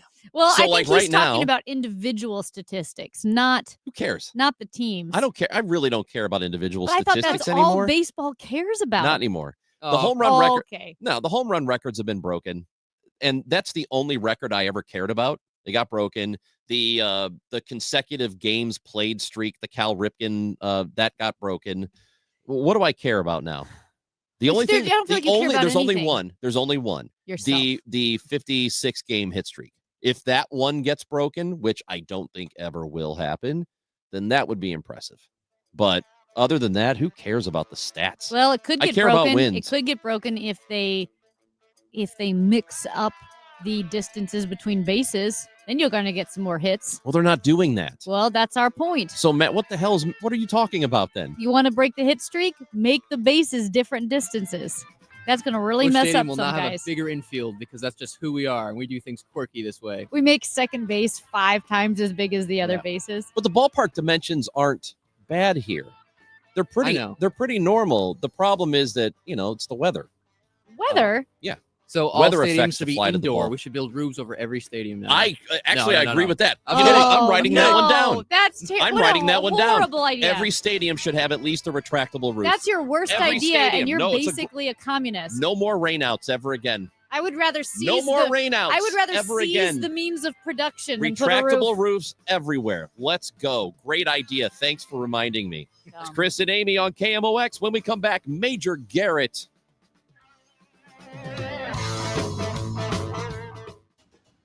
This report is sponsored by Metro Transit. Farming's hard. To feed the world, farmers have to work the land, brave the elements, and fight the battle against weeds. Weeds reduce crop yields, so prices go up and everybody gets less to eat. But 50 years ago, farmers got a new tool to fight weeds, glyphosate. It kills weeds while protecting the harvest. Time and again, it has been approved by the EPA and by leading regulatory bodies around the world. It helps enable practices that reduce erosion and keep soil healthy, which is good for the earth. Farming's hard, but it's a little easier with glyphosate. Learn more at go.bayer.com/glyphosate. Paid for by Bayer. It's time for a $98 AC tune-up. AndreLaw.com. Need a lawyer? Onder wins. Call Onder Law at 314-9-million. That's 314-9 all zeros. Or go to onderwins.com. The choice of a lawyer is an important decision and should not be based solely on advertisements. Currently, it is 72 degrees downtown at the Arch and sunny. It'll stay mostly sunny the rest of the day, a high of 84 degrees. Tomorrow, scattered showers and thunderstorms throughout the day, a high of 79 degrees, a low of 53 on Friday night. Saturday, a high of 70. Morning clouds will clear up a bit in the afternoon. This report is sponsored by Metro Transit. We are Metro Transit. We don't just help ourselves and our neighbors get where we need to be. We help our whole region get where we want to be. Get on board at rideonmetro.org. Hey guys, Glover here for my friends at Underdog Fantasy Sports. Let me talk to my NBA fans out there. We have something cool for the first time called an extender. So here are the basics. You do a pick'em on game 1. You automatically get a 40% profit boost token. Game 2, 50%. Game 3, 60%. You following me? It goes all the way up to, if there's a game 7 necessary, a 100% boost token. You can play the MLB like I do, picking the Cardinals. You can play NHL, MLS. Simply pick your player, find the statistic, pick higher or lower, and that is it. You can win up to 1,000 times. It's really fun. I've really been enjoying it. So download the Underdog app now. Sign up with promo code Glover to unlock $1,000 in bonus cash when you make your first deposit. That's promo code Glover. Concerned with your play? Call 1-800-GAMBLER or visit ncpgambling.org. When you're hiring, have you ever felt like you're missing out on meeting truly great candidates for your roles? It seems impossible to find them, but they have to be out there somewhere, right? Well, they're not hard to find when you know where to go, and that place is ZipRecruiter. And right now, you can try ZipRecruiter for free at ZipRecruiter.com/free. ZipRecruiter helps 10 million people with their job search every day. And because these people are actively looking for jobs just like yours, it's easy to find the right person right away. In fact, 4 out of 5 employers who post on ZipRecruiter get a quality candidate within the first day. But if you're not using ZipRecruiter, you're missing out. So see what it's like when the impossible is easy. When you go to ZipRecruiter.com/free right now to try ZipRecruiter for free. Once again, that's ZipRecruiter.com/free. ZipRecruiter.com/free. Never miss out on great candidates with ZipRecruiter. Cards manager Ollie Marble joins the Gas House Gang every Tuesday at noon. Sponsored by Siteman Cancer Center on the voice of the Cardinals, 104.1 FM, KMOX. It's Major News with Major Garrett, our weekly conversation with CBS's chief Washington correspondent.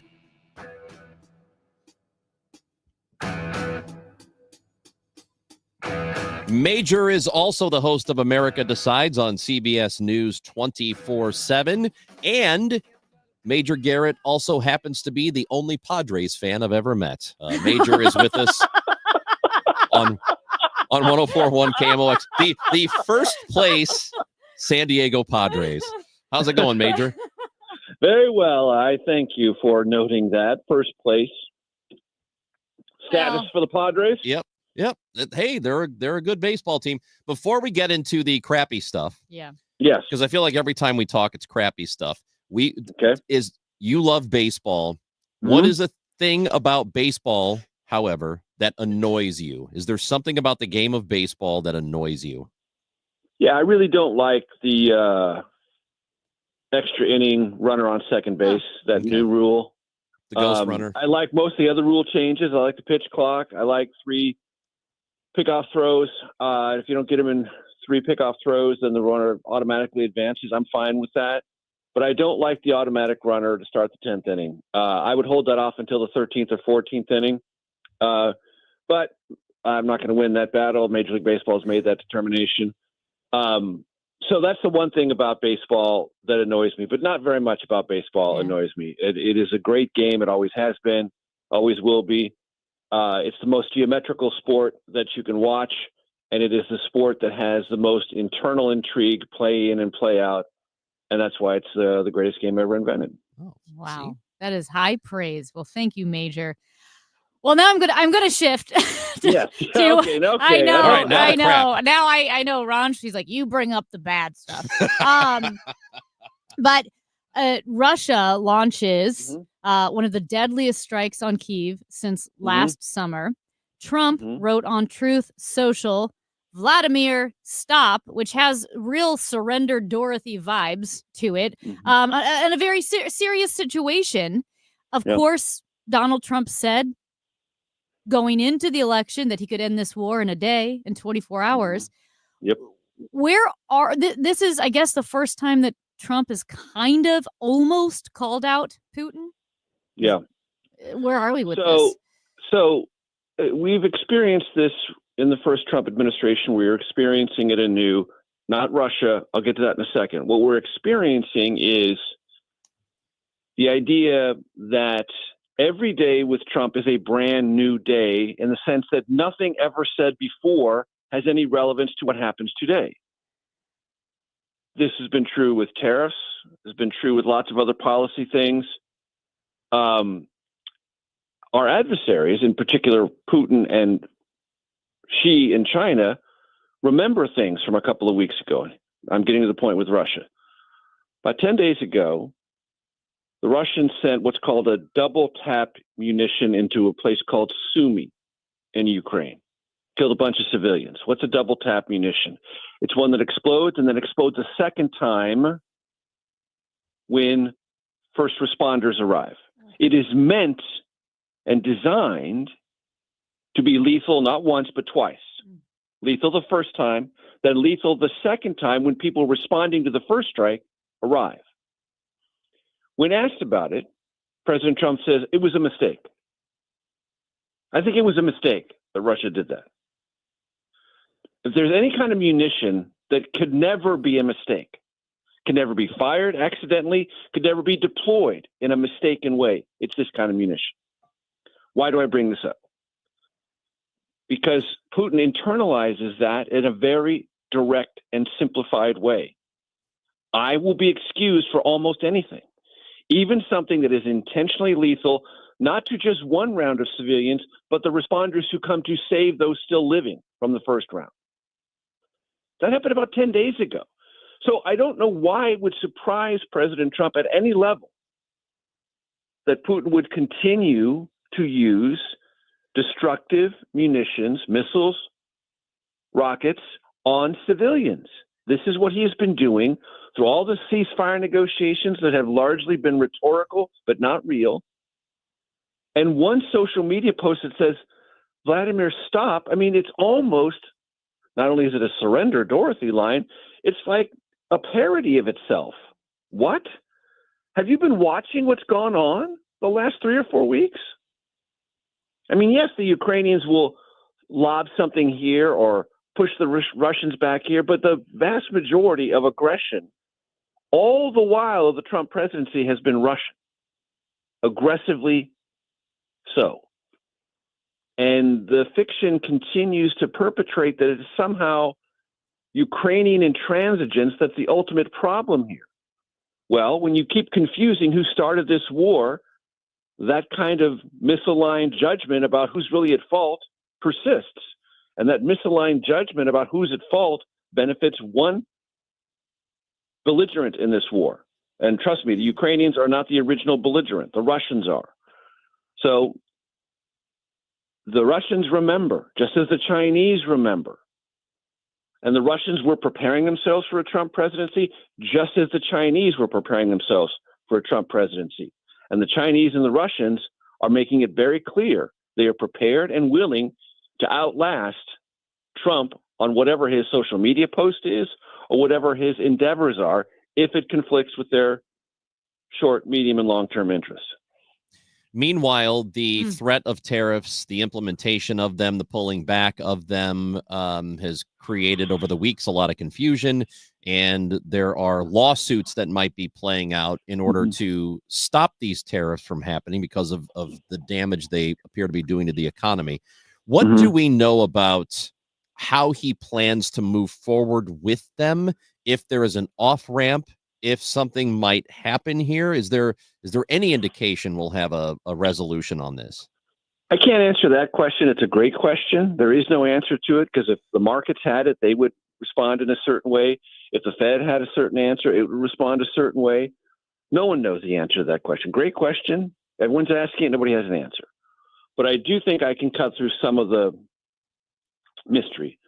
This week on Tuesday was the most important day of the Trump presidency 2.0.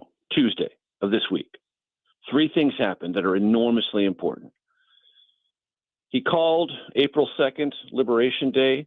Tuesday of this week was Recalibration Day. These 3 things happened. 1, in a reverse order. So I'll go to the latest thing, and then I'll talk about the others. The latest thing that happened on the Tuesday was on the earnings call for Tesla.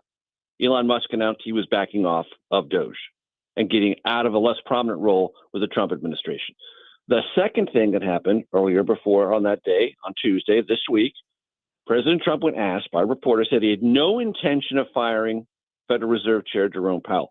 And the third thing that happened on Tuesday of this week, Recalibration Day, I'm calling it, was Scott Bessent, the Treasury Secretary of the United States, declared what was going on with China was in effect a trade embargo, and it was unsustainable, and a deal would be struck.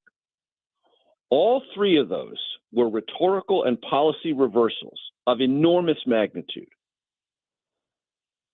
Musk getting out of his prominent role, his radioactivity now clear politically to the Trump White House, and the roadblocks, legal and otherwise, to Doge cutting all the things that said it was going to $1 trillion. It's going to get maybe $100 billion, which is not nothing, I grant you, but it's a far cry from what was promised.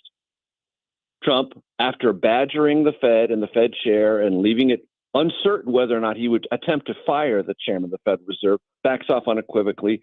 And Scott Bessent, the Treasury Secretary, declares something with China, a trade embargo, which, and you were kind enough to mention it, on America Decides, I opened my program on April 11th. You can go back and look at it. I opened the program saying, stop talking about tariffs with China. We don't have tariffs with China. We have a trade embargo. When our tariff's 125% and theirs 148%, no one's trading. It's an embargo. 11 days later, the Treasury Secretary said the same thing in a private meeting with investors, acknowledging something the Trump administration had refused to acknowledge in the intervening period of time. On Tuesday, all 3 of those things were recalibrated, meaning reversed. I'm not saying this is the end of everything. I'm just saying on Tuesday of this week, the super confident, super aggressive, it's all going to work because we know what we're doing. Masters of the Universe Trump administration backed off on 3 significant fronts. And I think on Tuesday of this week might have been the most structurally significant of the first 100 days of the Trump presidency. Major, in the aftermath of Signalgate 1 and Signalgate 2, as well as the firing of 3 of Defense Secretary Pete Hegseth's top aides, where do you place the stability or certainty of his position right now as Secretary of Defense? So it's stabilized for a couple of reasons that are not related directly to the issues you just raised. Okay. 1, Trump came to the conclusion after his first presidency was over that he fired too abruptly, that he either caved in to establishment Republican pressure, media pressure, or his own internal whims, and that he maybe had hired poorly in the first place. The people he thought were loyalists weren't. So his inclination now is to stick with people, even if he thinks he might have gotten it wrong. But he doesn't want to bow to media pressure. He doesn't want to bow to establishment Republican pressure. He doesn't want to act as if second phase of MAGA has any cracks in it or can make any mistakes. Doesn't want to admit any of that, even though Recalibration Day this week suggested otherwise. But on personnel, he's sort of dug in. The second reason he doesn't want to fire Pete Hegseth, among any of his cabinet secretaries, is the White House and the MAGA social media echo chamber really worked its tail off to get him confirmed. Doesn't want to have put all that effort, which went through the nomination process, a grisly month of negative publicity in December, lots of Republican skepticism and resistance in January to push him over. All of that effort, all of that energy was expended to get Pete Hegseth in this position. So for those two reasons, quite separate from his capabilities or conduct, whether it's defensible or indefensible, they just don't want to give in on this one because they worked so hard to get it, and Trump believes he fired too rapidly the first time around. Those are the things that are keeping Hegseth in position right now. Those are the things, not his capabilities, and certainly not his explanations or his attitude about doing something that is demonstrably wrong. Demonstrably wrong. That is not a partisan observation at all. It is demonstrably wrong to share any sensitive information on Signal, an unsecured commercial app. Demonstrably wrong. And if you were a rank and file member of the Army, Marine Corps, Navy, you'd be prosecuted immediately. You'd be court-martialed, and you'd be in a world of hurt.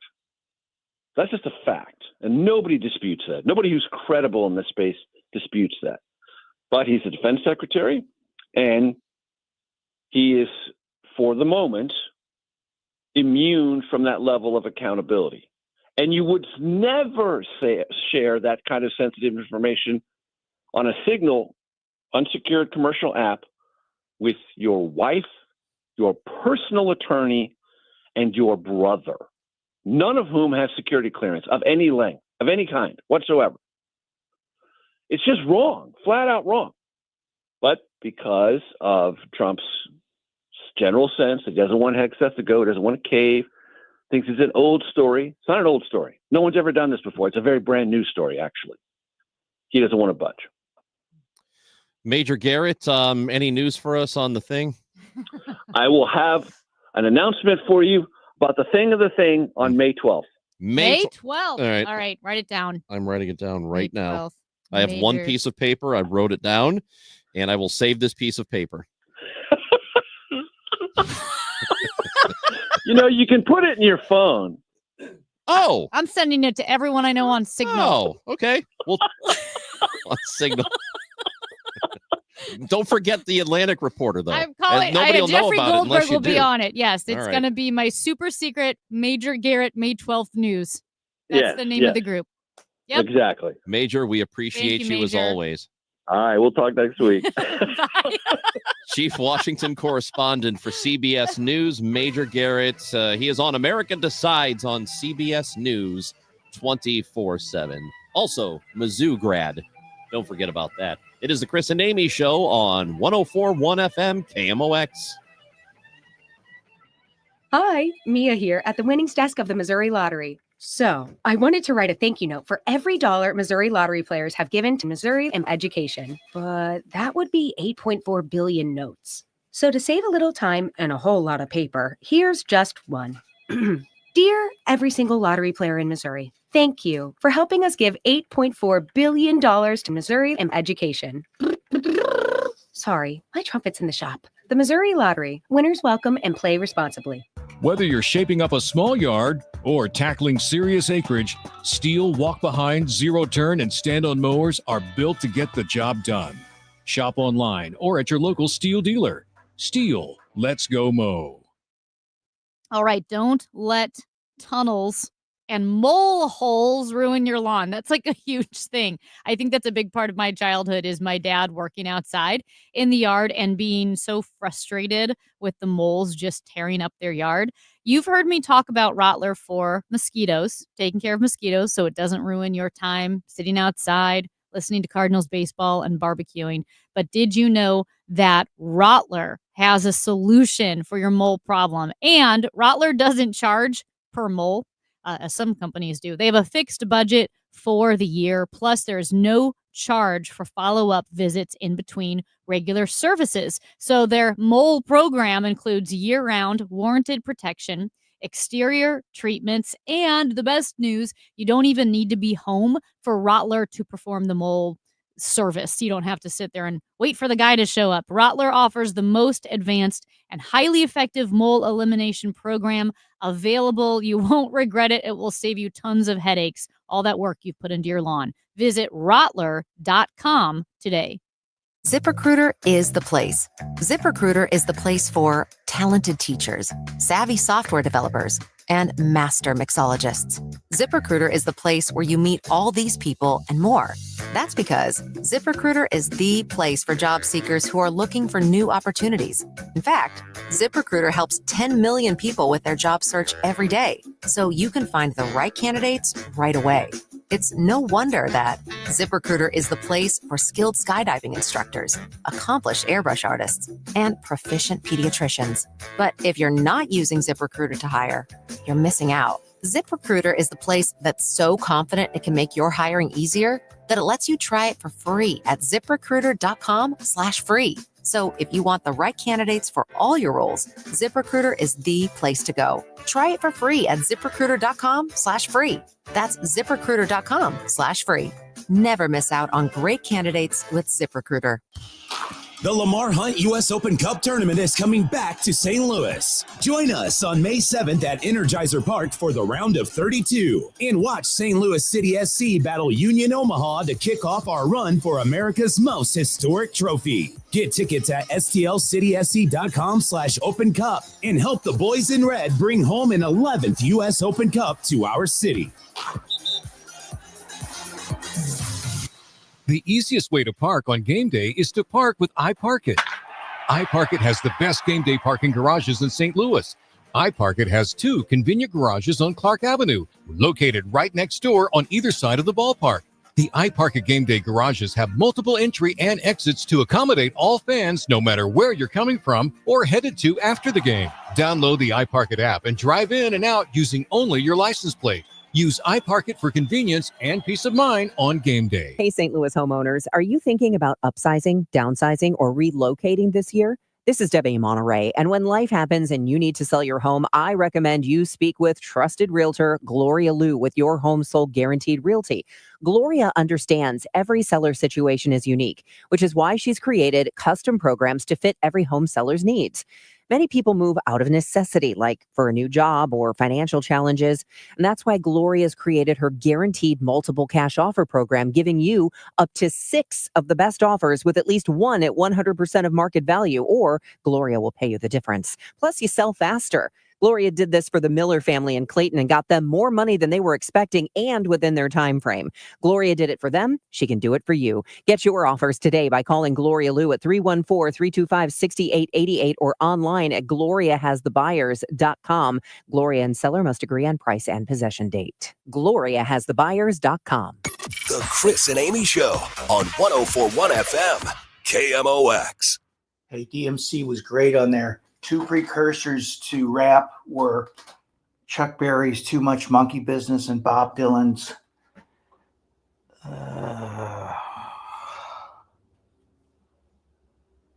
Subterranean Homesick Blues.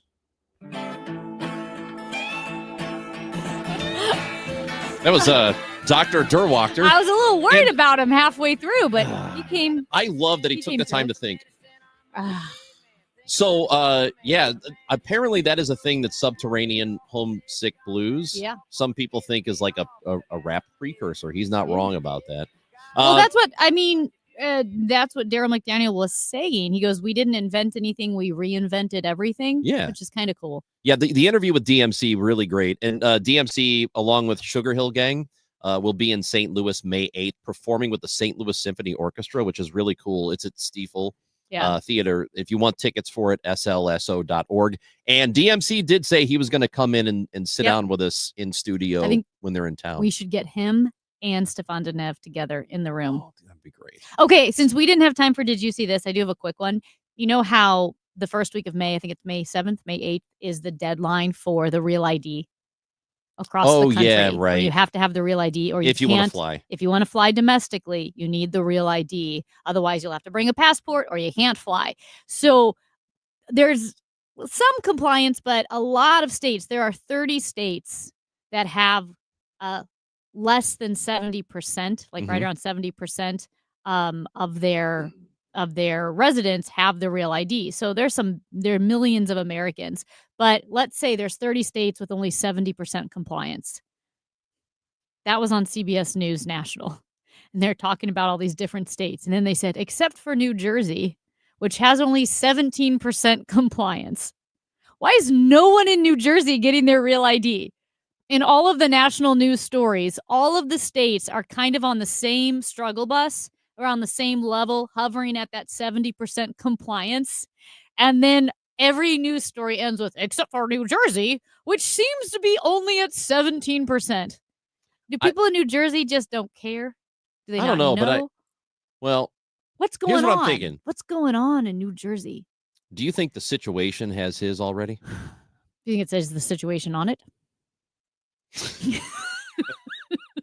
Do you think he probably should have changed his name legally to the situation?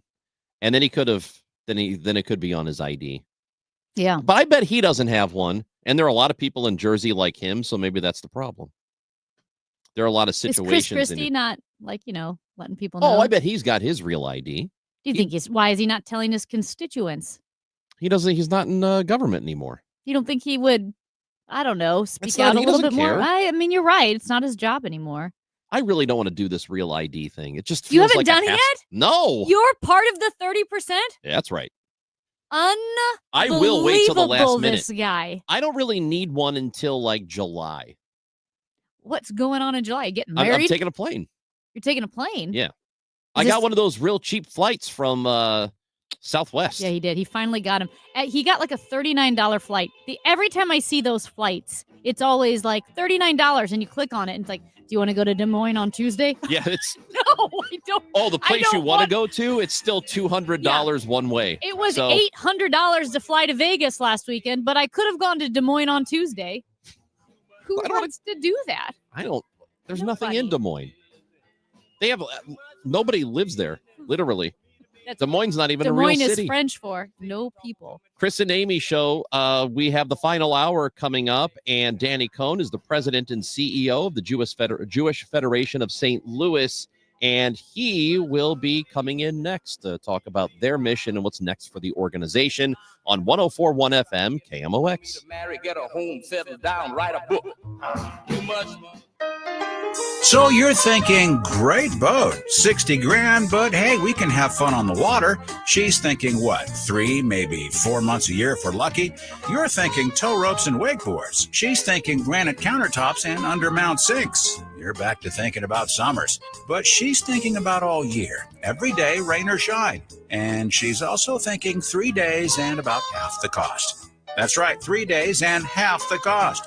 Your kitchen or bath can have a completely new look in just 3 days or less. Guaranteed. Top quality products and craftsmanship, 100% satisfaction guaranteed. And you and your family will enjoy it all year, day in and day out, with no tow ropes needed. Now, what are you thinking? Find out more about how your kitchen or bath can be the kitchen or bath of your dreams in just 3 days. Just visit 3daykitchen.com. That's 3daykitchen.com. 3-day kitchen and bath. Seems everything costs more these days. Gas, groceries, and when's the last time you checked your wireless bill? When it comes to Big Wireless, if you're staying, you may be overpaying. Switch to Consumer Cellular to get the same fast nationwide coverage without the big wireless bill. Plans start at just $20 a month, and now for a limited time, new customers can get their second month free. Call 1-888-FREEDOM, visit a store near you, or consumercellular.com and start saving today. Plans include $5 credit for autopay and e-billing. Taxes, fees, and other third-party charges will apply. See website for additional details. Trust Will knows that we'll all eventually need a will. How about right now? Trust Will makes creating your will easy, like while you're lounging on the couch easy. Trust Will is designed by attorneys but customized by you, and all documents are state-specific and secure. Find your plan at trustandwill.com and use offer code RADIO now for 20% off. That's trustandwill.com, offer code RADIO. Trust Will is an online estate planning service. Visit trustandwill.com for details. The trusted voice of St. Louis. KMOX AM St. Louis. KMOX FM Hazelwood. Always live on the free Odyssey app. I'm John Morgan of Morgan & Morgan. I've been asked many times how Morgan & Morgan became the largest injury firm in the world. I think I know. When someone comes to us for an on-the-job injury, we have a huge workers' compensation practice. But many times we find a defective product that was responsible for that injury. Luckily for them, we have a product liability section headed by my son, Mike. In addition to the comp case, there's a product case too. Other times, the injured worker is fired or harassed for bringing that claim. We have them covered. Our employment lawyers handle retaliation claims as well as wage theft and discrimination cases, and in some cases need to file for Social Security benefits. No problem. We became big for a reason. 30% of our new cases come as referrals from former clients. Hiring us is easy. Go to forthepeople.com on your mobile device or computer, or call Pound Law on your cell, pound 529. Morgan & Morgan. Injured? Dial Pound Law or visit forthepeople.com for an office near you. It is 11 o'clock and we have sunshine and 73 degrees in downtown St. Louis. I'm Debbie Monterey. The heads of some of the largest retailers in the United States met with President Trump, warning that his tariffs could lead to empty shelves at big box stores. Small businesses are likely to feel an even bigger impact. Isabel Guzman is former head of the Small Business Administration and currently the chair of the Global Risk Advisory Council. 1 million small businesses export their products and services abroad, or those who import. 2/3 of small businesses rely on some sort of imported product or service. And so truly the impact is going to be wide sweeping. 70% of Americans in an AP NORC research poll believe Trump's tariffs will increase prices somewhat or a lot. About half are extremely or very concerned about the economy going into recession. St. Louis University President Dr. Fred Pestello is among more than 300 higher education leaders to sign a letter condemning the Trump administration. The letter accuses Trump of unprecedented government overreach. This marks the first public criticism of the Trump administration from a leader of a local university since the start of Trump's second term. Authorities have arrested a man who allegedly started this week's wildfire in New Jersey. Investigators say 19-year-old Joseph Kling started a bonfire using wooden pallets in Waretown, but left it without extinguishing the flames. The fire quickly spread into Lacey Township, where it destroyed a business and threatened hundreds of homes. Kling faces arson charges. Lacey resident Amy Zettel evacuated Tuesday night. She's back home, but I didn't even put any of my stuff back in the house. It's like in the garage in bags, just in case. the fire has consumed more than 15,000 acres. For now, it's not threatening any homes. Michael Wallace, CBS News. 24-year-old Robert Cremo has been sentenced to life in prison without the possibility of parole for his 4th of July parade shooting spree in Highland Park, Illinois, that left 7 dead and scores of others injured. Relatives and survivors gave emotional testimony. Members of the anti-violence group Show Me Peace could be seen wearing their trademark green shirts outside of a homicide scene in the O'Fallon neighborhood of St. Louis Wednesday afternoon. Fox 2 caught up with one. We have de-escalate the energy, redirect it, and possibly avoid it all the way together. St. Louis City Police say a 35-year-old woman was shot dead inside the home on Farland, and a 42-year-old was wounded, both said to be mothers of young children who were in the home. No word yet on a suspect or what may have led up to that shooting incident. Very warm this afternoon, sun mixing with clouds, high 85. Then we turn out mostly cloudy tonight, remaining mild with a low of 64. A couple of showers and a thunderstorm tomorrow. I'm AccuWeather meteorologist Heather Zaire, 104.1 FM KMOX. It is currently sunny and 73 degrees in downtown St. Louis. At 11:03, I'm Debbie Monterey, KMOX News. This report is sponsored by McKelvey Homes. Hi, I'm Jim Brennan at McKelvey Homes. Have you always wished for a brand new home in an established neighborhood? Select one of our move-in ready custom homes throughout St. Louis, or we will build on your lot. Visit McKelveyhomes.com and move up to McKelvey. Chris Ronchi, Amy Marks Kors. The Chris and Amy Show on 104.1 FM, KMOX. Hey, how about some breaking traffic news? Okay. Told by Frank Ladd in the traffic center Yep. that there's a crash westbound 70 just past 170, and only the right lane is open. It's going to slow you up. Yeah, so be careful out there and drive slow. Been a rough week. 270 was closed on Wednesday It was? at 40. Ew. Yes, all Gross. afternoon. That was a little rough. So Not great. All right. Joining us in studio today is the new president and CEO of the Jewish Federation of St. Louis, Danny Cohn.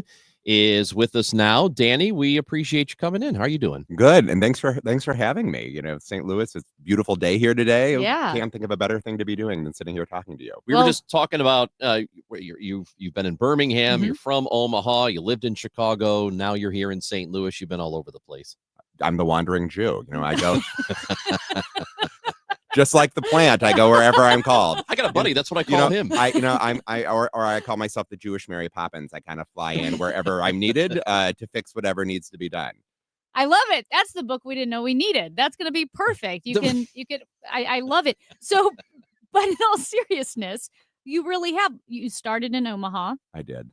You went to Chicago. Do you want to kind of tell your story of how you started in Omaha and then landed here in St. Louis at the Jewish Federation here? Sure. So I was born in Omaha and I got a degree in journalism from Kansas. So any Mizzou journalism grads out there, please don't hate on me. I promise I'm a good person.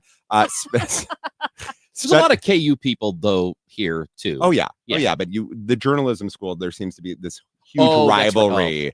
And I just, kind of like I'm learning to keep my mouth shut when they ask me where I went to high school here too. So, it's this thing I'm learning. Spent 20 years in corporate communications. And when my daughter was born, I had a crisis of conscience and decided I wanted to go do something that would make her proud. Yeah. I'd been a lay leader in the federation system since I've been 16. There are 146 federations nationwide. And so had my first posting in Birmingham, Alabama, which was great. A little different than St. Louis. And different than Chicago. Different than Chicago. But, they have 5 James Beard Award-winning restaurants in Birmingham. So the food scene is actually off the hook. And so, I ate a lot while I was down there. And, there was no COVID in the South. And so, we just enjoyed, everything that life had to offer down there. And St. Louis called, and there's nothing better than a good Midwestern city and the ability to come in and do what I love every day in a place that is going to be a great place for my kid to grow up. There was no chance that I wasn't going to hop on this. So what is it that you do every day? If people are wondering, what exactly? Really, I don't even mean. I wake up, I say a little prayer for you. Well, this lamp behind me, he pulled that out of his bag. Right. Like Mary Poppins. Like Mary Poppins. So, the Jewish Federation of St. Louis, I try to tell people it's kind of like the Jewish United Way. It's a way of giving to the community. We support 46 local agencies and another 25 global agencies on behalf of the Jewish community of St. Louis. We give away roughly $10 million a year. And it's my job. I always tell people, I'm kind of like the secular mayor of the Jewish community. I'm not a rabbi. I don't have a pulpit. I don't have a congregation. But, I feel like I'm here to give the Jewish community a big hug and to make sure that the broader community knows that we're here and making sure that our relations back and forth are strong. And so I do a little bit of everything every day, but it's all on behalf of the Jewish community of St. Louis. Excellent. And so when you talk about what you're doing on behalf of the Jewish community in St. Louis, and then also the community at large, what are some of those? What would that look like on a daily basis? So we raise a lot of money and we give a lot of it away. And one of our partners is Jewish Family Service that has this amazing food pantry that has been operating since the creation of the agency. And so we ensure that those who are underserved have fresh food in a dignified way. I mean, you can go there and shop like it's a grocery store. And it's a unique, nice service that we provide. We also do a lot of advocacy work. So depending on right now, we're working on a bill to combat anti-Semitism in the House.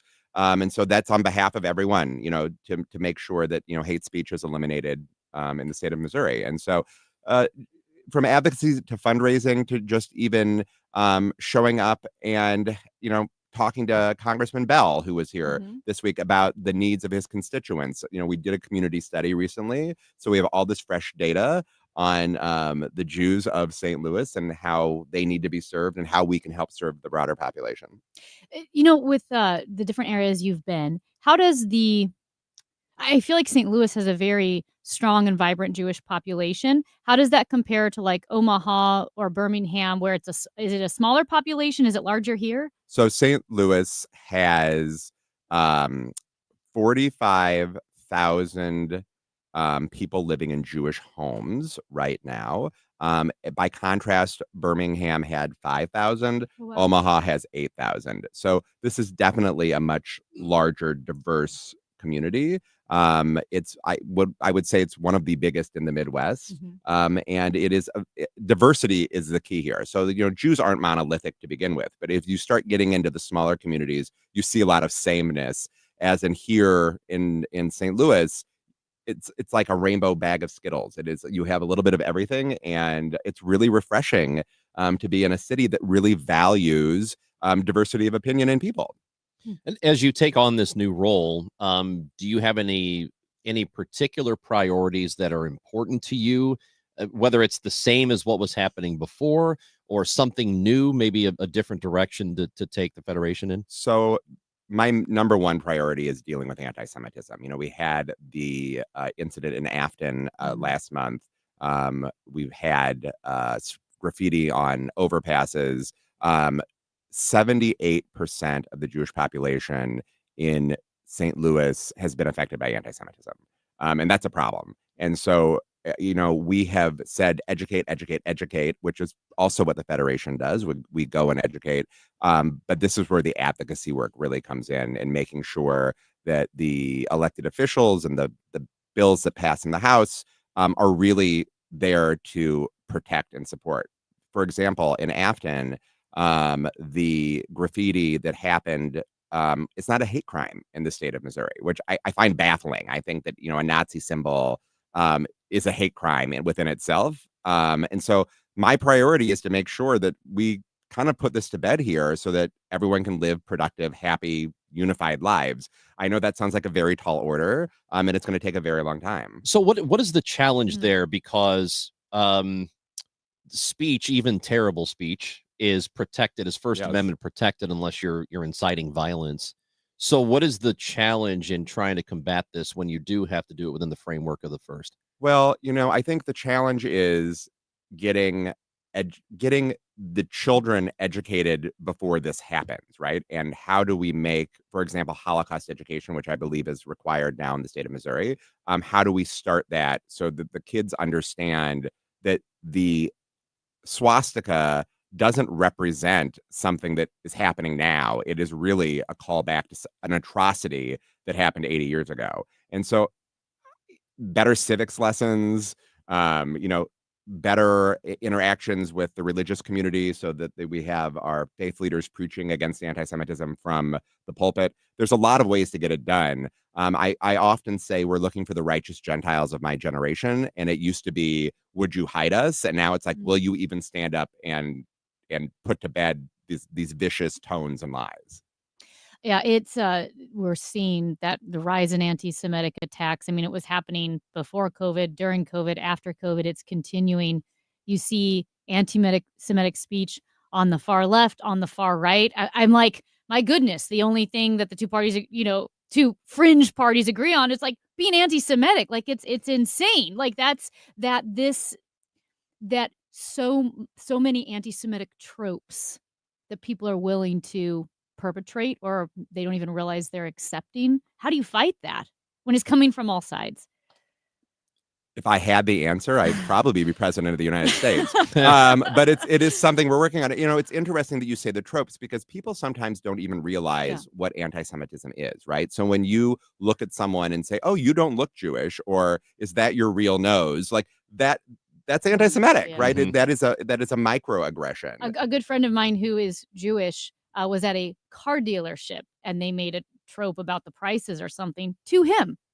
Yes. Like, and he's like, what are you doing? It was so offensive. It's going to take a generation to change. Like, you can't undo what's already done. Yeah. You can only set the next generation up for success. And I think that's really where the Federation and the advocacy work and the educational work that we're launching is aiming to do, is really nip this in the bud with the children that are in school now with the proper education. And listen, it's not just about anti-Semitism. There's a lot of Islamophobia out there. There's a lot of hate out there. My job just happens to be worrying about the Jewish community. Quick question. When you do talk to people or interact with people who, say, have used anti-Semitic tropes, do you find that it's people who aren't friends with, aren't familiar with, don't know Jewish people? So I think sometimes people get really comfortable, right? And it is, oh, you're my friend and you understand that I didn't mean anything by that. And they don't even, like I said, they don't even realize that it is anti-Semitic. But a lot of people have never met a Jew. I mean, let's be honest about that too. Like, we are in the state of Missouri. There's rural population that comes into St. Louis, often here to live and work, and they've never met a Jew before.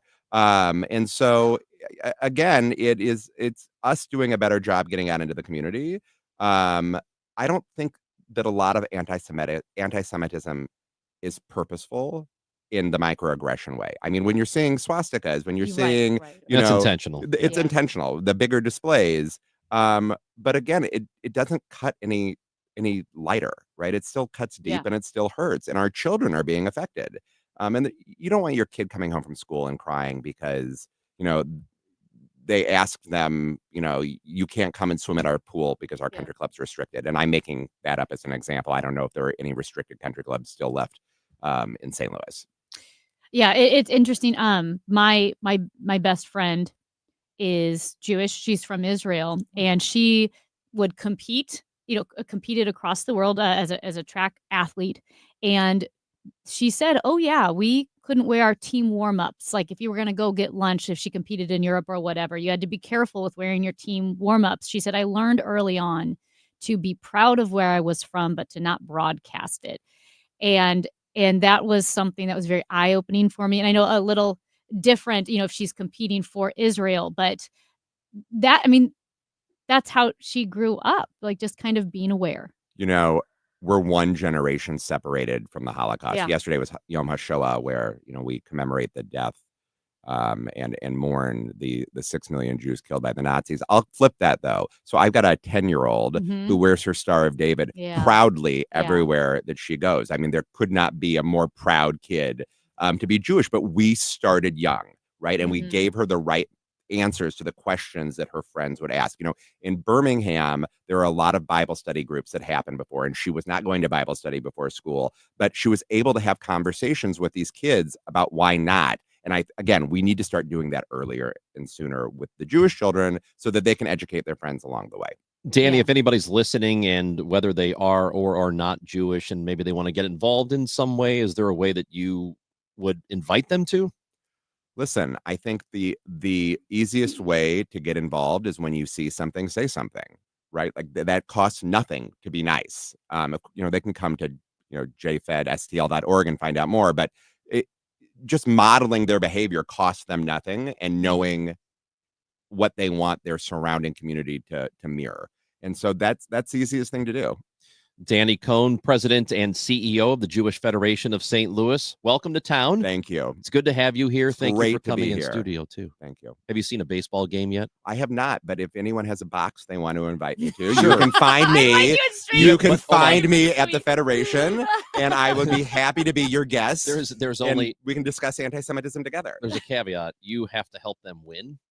We And if do you need can't so we promise need that- some wins. Can you The throw? Jewish Mary Poppins. You never know what's going to That's right. happen.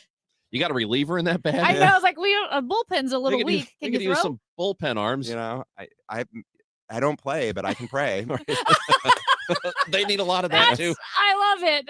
Danny Cohn, thank you for coming in. Thank you for having me. It is the Chris and Amy Show on 104.1 FM KMOX.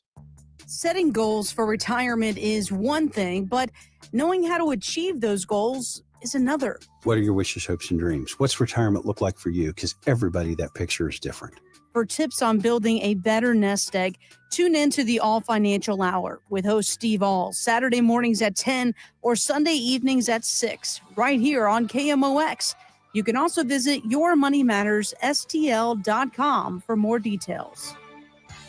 This month, Siteman Cancer Center Spotlight is testicular cancer. Dr. Woodson Smelser. Testis cancer is a disease primarily of men 18 to 45. And so for men in that age segment, we recommend doing just a monthly testicular self-exam. And you can do this in the shower and just basically feel for any abnormal lumps or bumps on the surface of the testicle. And then, of course, if you find something like that, that's when you need to contact your doctor and get further workup. Thanks to Siteman Cancer Center, national leaders in cancer. For more information, visit siteman.wustl.edu. Your biggest choice in home restoration is, who do you trust with your home, your most valued asset? Few can match Banner Construction's experience and dedication to excellence. Banner is an elite preferred James Hardie contractor and Pella window specialist.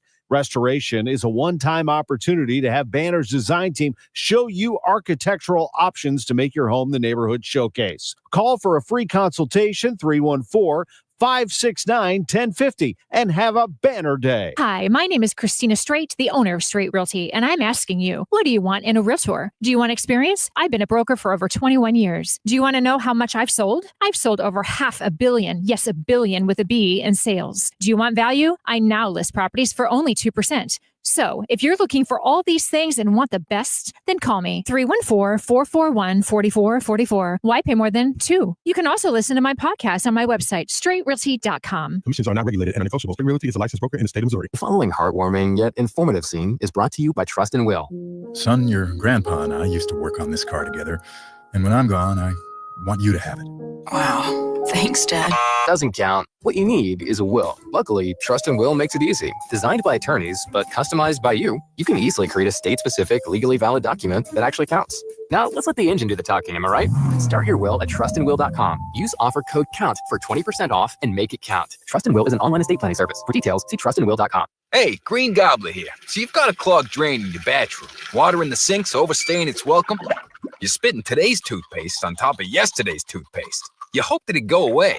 Yeah, clogs don't just go away. I make them go away. I'm Green Gobbler, the only clog dissolver you need. I'm bleach-free, safe for your pipes, and I work. Guaranteed or your money back. Because I never met a clog that was going to unclog itself. Green Gobbler. Let the gobbler get it. Success is picking up extra shifts for your family. Now you want to be the boss. Success is getting your foot in the door. Now you want to take the next step. Success looks different to everyone, and University of Maryland Global Campus can help you reach your goals. And there's never been a better time to get started on your future. Apply now and save with no application fee. Classes start May 14th. As an accredited state university, UMGC has been transforming lives for over 75 years. With more than 135 undergraduate and graduate degrees and certificates, online and hybrid courses, personalized support, financial resources, and lifetime career services, achieving your dreams is more possible than ever before. Choose the program that's right for your career goals and get started on your next success. Get your application fee waived now. Classes start May 14th. Learn more at umgc.edu. Certified to operate in Virginia by Chev. St. Louis, your Battlehawks are back at the Dome this Saturday, April 26th versus the Michigan Panthers. Get your tickets now at uflbattlehawks.com and join us for our pregame salute to football and go full battle rattle this Saturday, April 26th. All tickets available at uflbattlehawks.com. Hey guys, Glover here with my friend Mark Cantor at Cantor Injury Law. So as you know, I'm a lawyer, so I take this very seriously. Mark is a great attorney. He has a great team. He is from St. Louis. He is local. Call 314-628-9999 or visit cantorinjurylaw.com. The choice of a lawyer is an important decision and should not be solely based on advertisements. The Dave Glover Show, weekdays at 1 on 104.1 FM, KMOX. Well, the city of St. Louis is sinking. At least there are areas around the city that are sinking. And it's been a real problem. And it's got me on edge because I'm afraid of being in my car for fear that the road will open up and my car will go into it and then I will drown. But we have somebody who is here in the news from the newsroom who is on our sinkhole beat. It is Sean Malone, KMOX reporter and anchor with us here. What's going on with all these sinkholes, Sean? Yeah, I mean, all the rain that's come in has now opened up two quite large sinkholes in the city. There's a third that's not nearly as big. I believe it's in South City. Yep. But especially the two that have opened up could certainly, one of them for sure swallow a small car inside of it. The other one, I don't know if your full car would make it in, but it'd be like, tipped sideways in. You'd be climbing out of the passenger seat. That's the one that's on Park Avenue, a little bit south of downtown. The other one, the larger one, is on Cass Avenue in the southern part of North City, if you will. So the sinkhole, most likely, they're saying have to do with just an old, shoddy sewer system. Yeah, that's what they're attributing this to. MSD is working on making those repairs right now. That's the Metropolitan Sewer District. Yes, Metropolitan Sewer District. So it's their responsibility for these sinkholes. It's not always Metropolitan Sewer District's responsibility, but in these two instances, it's theirs. And the timeline I was given from them is the one on Park Avenue is going to take 2 to 3 weeks, they project, to complete. The one in North City that was quite larger, they say could take up to a month. And in fact, it's so large, they've had to outsource. And one thing I thought was interesting when talking with them about this is it's not as simple as just, replace the pipework and fill it back up. They explained to me that sometimes when you repair it, you put more stress on, again, the older infrastructure further downstream. Yeah. And what you could do if you don't do it right is wind up just creating the same issue, a couple yards somewhat downstream. However, they didn't give me a distance, but at some point downstream, you could just kind of be pushing the issue along and stressing other old infrastructure pipes and what have you. So they're having to be very careful with this repair to not, I guess, find themselves in this same problem a few yards over a few months down the road. So, okay, the part of the Rams settlement money was supposed to go to water. Is this the issue that the city was aware of? Because this is the Metropolitan Sewer District. So these are the sewer lines that they run and operate, which it comes out of their operating budget, their rates and things like that. The city doesn't set that, if I remember correctly. It's Metropolitan Sewer District sets their own rates, and they actually just raised rates not too long ago. So they kind of have their own if I understand it correctly. But could this be something that the Ram settlement money goes towards? Potentially. I know fixing the water line so water mains don't break nearly as often is something that city residents voted on as the number one thing they would most like to see. But I don't think, can't say for sure if the sewer district is something that the city itself is funding and if that's something the Ram settlement money could go towards. So this is very much a citywide problem, and these issues could pop up all over. So this sounds like a multi-billion-dollar fix. Right. And what is the city or MSD what do we know about what the plan is in terms of making sure this doesn't happen again? One of the biggest things that MSD has said is if you see something, say something. If you see, things starting to sink a little bit or something like that, if it looks suspicious, call them and let them know, because then maybe they can address this problem before a small automobile-sized hole opens up in the middle of a street in St. Louis. And swallows me up. And swallows Ranji on his way to work. Well, so. that's like just like this horrifying image we were talking about. The Go St. Louis Marathon is this weekend, and the route was supposed to be on the street where the park sinkhole is, which is the smaller Amy's one. going to fall into the sinkhole before Ranji. Well, that's what I know. So Mona Vespa, the president of Go St. Louis Marathon, said, quote, "I don't necessarily feel comfortable having 10,000 people pounding on pavement a couple feet away from that."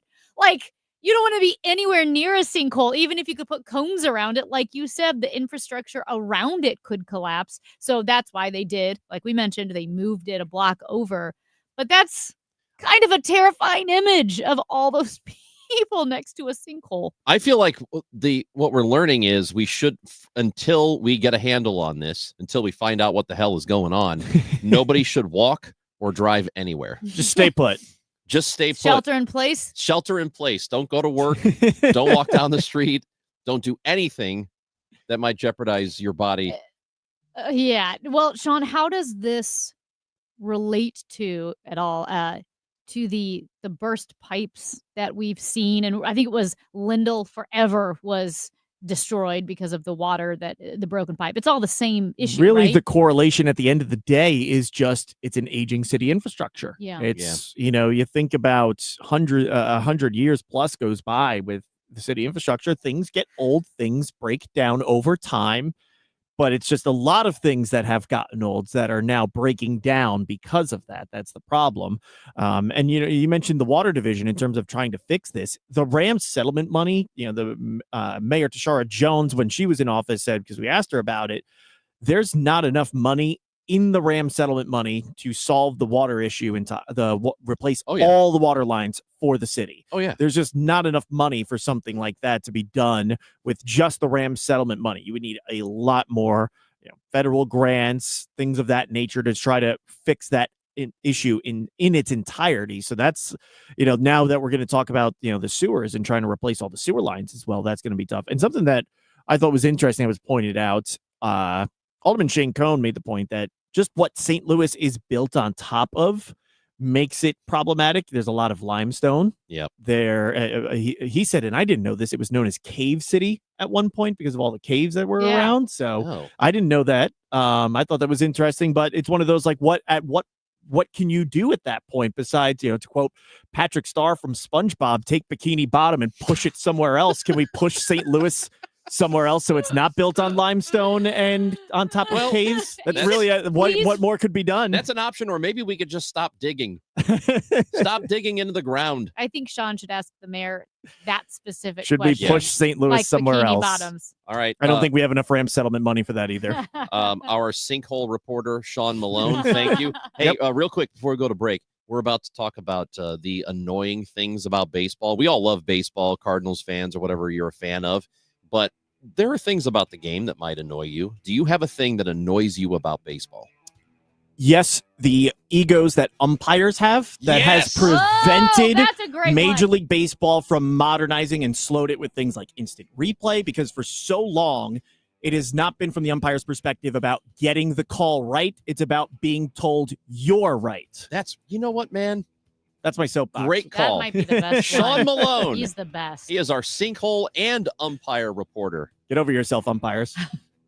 104.1 FM. It's the Chris and Amy show on KMOX. We should take Bikini Bottom and push it somewhere else. Hey, this is Charlie Brennan. Have you noticed loose bricks or missing mortar around your house, on the walls, the patios, the walkways, the porch, or the chimneys? If so, you need to call Morelli Tuck Pointing. 314-645-1387. You might need one of two things: solid tuck pointing, the removal of old mortar with the replacement of new mortar throughout an entire wall or chimney, or maybe just spot tuck pointing. Spot tuck pointing involves the tuck pointing of a particular wall, a chimney, or other masonry surface in an area where it's needed the most. One example might be settlement cracks, usually found above or below windows or doorways. 314-645-1387. Call the company that the Brennans have called when we've needed tuck pointing. Morelli Tuck Pointing, the masonry specialists. Winner of the Angie's List Super Service Award every year since 2005. 314-645-1387, MorelliTuckPointing.com. Currently, it is 77 degrees downtown in St. Louis, a high today of 84 degrees and mostly sunny all day long. Tomorrow, a high of 78 with scattered showers and thunderstorms, a low of 54 on Friday night. Saturday, it'll be cloudy in the morning. It will get sunny as the day goes on, heading into the afternoon with a high of 70. Brought to you by your local Lennox Premier dealer, Scott Lee Heating. Make sure your home's heating and cooling system is being cared for by your local Lennox Premier dealer, Scott Lee Heating. Special savings opportunities and federal tax credits are available, so call 314-756-9444 or visit online at scottleeheating.com. Experience the exhilarating atmosphere of a Cardinals game. Join the sea of red in the wave around the stadium. Feel the rush of excitement as a home run lights up the sky with fireworks, bringing the whole ballpark to their feet. Nothing beats the thrill of watching the Cards get the W with the final out at the plate. It's more than a game. It's an experience. Visit Cardinals.com for tickets and info. St. Louis Cardinals for the Lou.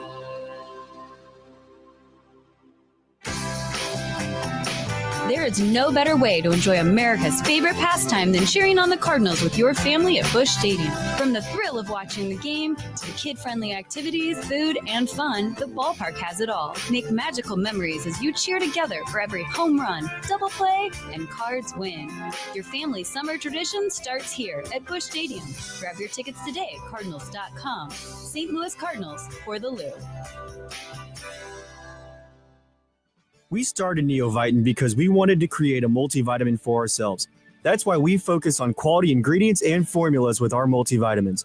Neovitin 50 Plus multivitamins are formulated with over 20 vitamins and minerals along with our 4-ingredient, physician-formulated proprietary blend for the highest quality daily nutritional support. Give Neovitin 50-plus multivitamins a try for yourself. Find them at your local Schnucks, Dierbergs, and online at neovitin.com. Tired of battling pests? At Rottler Pest Solutions, we offer year-round protection from termites, mosquitoes, moles, and more. With flexible scheduling and 24/7 support, we're always here when you need us. Visit Rottler.com today to schedule your free inspection. The Lamar Hunt U.S. Open Cup is coming back to St. Louis on May 7th. Join us at Energizer Park for the round of 32 as St. Louis City SC hosts Union Omaha and plays for the historic trophy. Get tickets now at stlcitysc.com/Open Cup. I'm infielder Thomas Ajacey, and you're listening to The Chris and Amy Show on KMOX.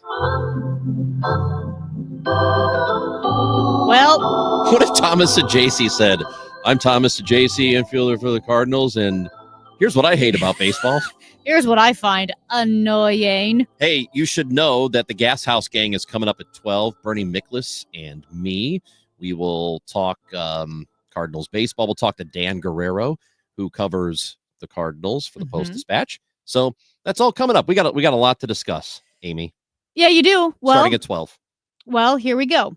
We asked everyone to text in 314-436-7900 or to leave a voice message on the Odyssey app about what annoys you about baseball. Sean Malone, great one. Had a great one. Umpires talking about the egos. Yeah. And it did hold back replay for a long time because the umpires didn't want to be proven wrong on the field in front of everybody in real time. So here's one from Blair. She's watching on Facebook on the YouTube stream. Blair says, what bothers me about baseball are all the numbers that make a sub-average player sound better than they really are. He hit that ball at this speed. It came off his bat at this speed. He throws the ball to first at this speed. Who cares? If he hit it at 100 miles an hour and got out, he got out. End of story. Just stop making something sound better than it really is. Listen, Blair, I don't totally disagree, but those numbers can tell us something. So Wilson Contreras, for example, right now, not producing, but he's hitting the ball hard. So what that tells us is eventually the numbers are going to come. Is that always true? Almost always, yeah. Like if a guy hits the ball hard, as opposed to just making weak contact, then eventually the hits that he's getting, the balls that he's hitting are going to fall in for hits. So eventually it will come. Most likely.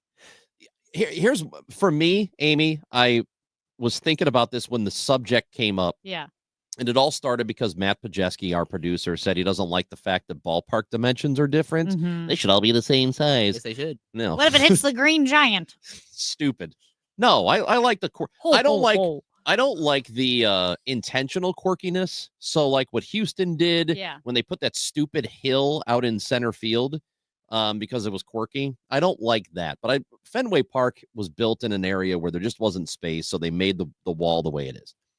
I don't mind it. So that's where this started. And then I was thinking about the game itself. Yeah. All of the stuff that I used to not like about baseball has kind of been corrected. And there were two really big things. I hated watching pitchers hit. I hated it. It's just, I don't like it. I don't care about the strategy. Nobody's ever bought a ticket to go watch a double switch. I don't care about any of that. I want to see somebody who's likely to get a hit and a pitcher, as opposed to a pitcher who bats 120. I just don't want to see it. And the other thing was the length of games, because I just did not like watching 4.5-hour games in June, right? So the pitch clock solved it. But then you guys reminded me of something. Okay. When you said there should be a roof on every stadium. No. I was kidding. I think terrible that every stadium that gets built from here on out, hate it, should have to have at least a retractable roof. Nope.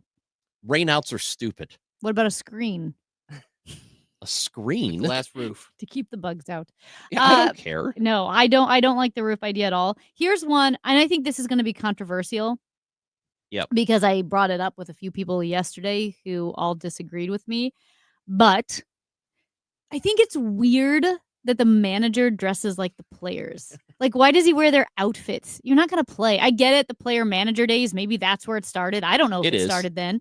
But No one does that anymore. You don't, maybe, I'm not saying you have to wear a suit because it's 100 degrees outside. Suit. But you could wear a different outfit. You don't need, what if in football, Bill Belichick literally wore football pads? What if Jim Montgomery wore the hockey sweater? He would look so stupid. So with the hockey sweater on, standing behind the bench. And I get it. I think people are going to be really mad at me for this, but I'm just objectively watching other sports. It's weird that the manager/coach wears the same outfit as the players. I agree with you on this. And most managers these days are not wearing the jersey. Some do, but a lot of them just wear the team pullover or whatever. And I don't think you need to have baseball pants. So I totally But they agree wear with you on that. baseball I know pants. but they have to. Just in case when they go out and pull the pitcher, they slide into the mound. Why are you wearing baseball You're right. pants? It's goofy now. Wear a nice trouser. Here's one from a 314. MLB increased the width of the bases from 15 inches to 18. Why not 17? Which would be the same width as home plate, making all bases the same size. Wait, home plate's bigger than the other bases? Yeah. Has it always been that way? Well, yeah. Why? Well, no, now they you're made saying, well, yeah. Does everybody know this? I don't. Not everybody. 314-436-7900. Did anyone out there know that home plate is, well, it's shaped differently? Yeah, it's shaped So I differently. knew it was shaped differently, but I guess I just thought somehow the dimensions were. Is it the wider? the width is a little bit wider than the other bases. I guess that makes sense. I guess I never thought about it. From 618, baseball will always be a bush league sport because teams can take the best hitter out of action by walking them. Okay, that's fair, I guess. What? I've got an annoyance with baseball with the Okay. intentional walk. I think it should still be 4 pitches. I don't like how you can just say, I'm going to walk this guy, and then you don't have to throw 4 balls. Wait, I thought they always threw 4 balls. Not anymore. They used to, but now they could just say walk them, and they kind of like Little League. Oh, that's because those pitches could land anywhere. I mean, it's not So- a guarantee that it's going to be caught by the catcher and be a ball. You're right. And I used to think that I was in agreement with you on that for a long time, but then I realized it doesn't happen that often where a But ball it gets could- thrown that's the- away. doesn't It matter. could. It could. And I don't think it's saving time. I mean, a little bit of time, but it's not saving so much time by getting rid of 4 quick pitches. Well, okay, that individually doesn't save a lot of time, but if you put that together with the pitch clock and with everything else, they're saving a ton of time and games are moving. They're so much more fun to watch, and people are watching longer than they used to. Here's one. What I hate about baseball is the inconsistency of calling balls and strikes. I can't wait until they use the automated system. And I agree with that. I cannot wait until they get that done right. Do you know what my favorite thing is about baseball? And I know this is the opposite of what we're talking about now, Yeah. but I really love that they still use wall phones to call the bullpen. The old How else would they do it? Cell phone. cell phone or an iPad or something. You're not allowed to have that in the dugout. I love that Bugle? they have the wall phones. I love the old timey phones. I hope they don't ever get rid of that. Here's a texter from a 217. That's sort of central Illinois, like Springfield area. They don't like the foul ball boy. Wait, what? Why does that bother you? Like someone's got to get those balls down the line. You can't make the play. That would I will take say I forever. get it. I do find it irritating the way they just sit on their chair there on the sideline.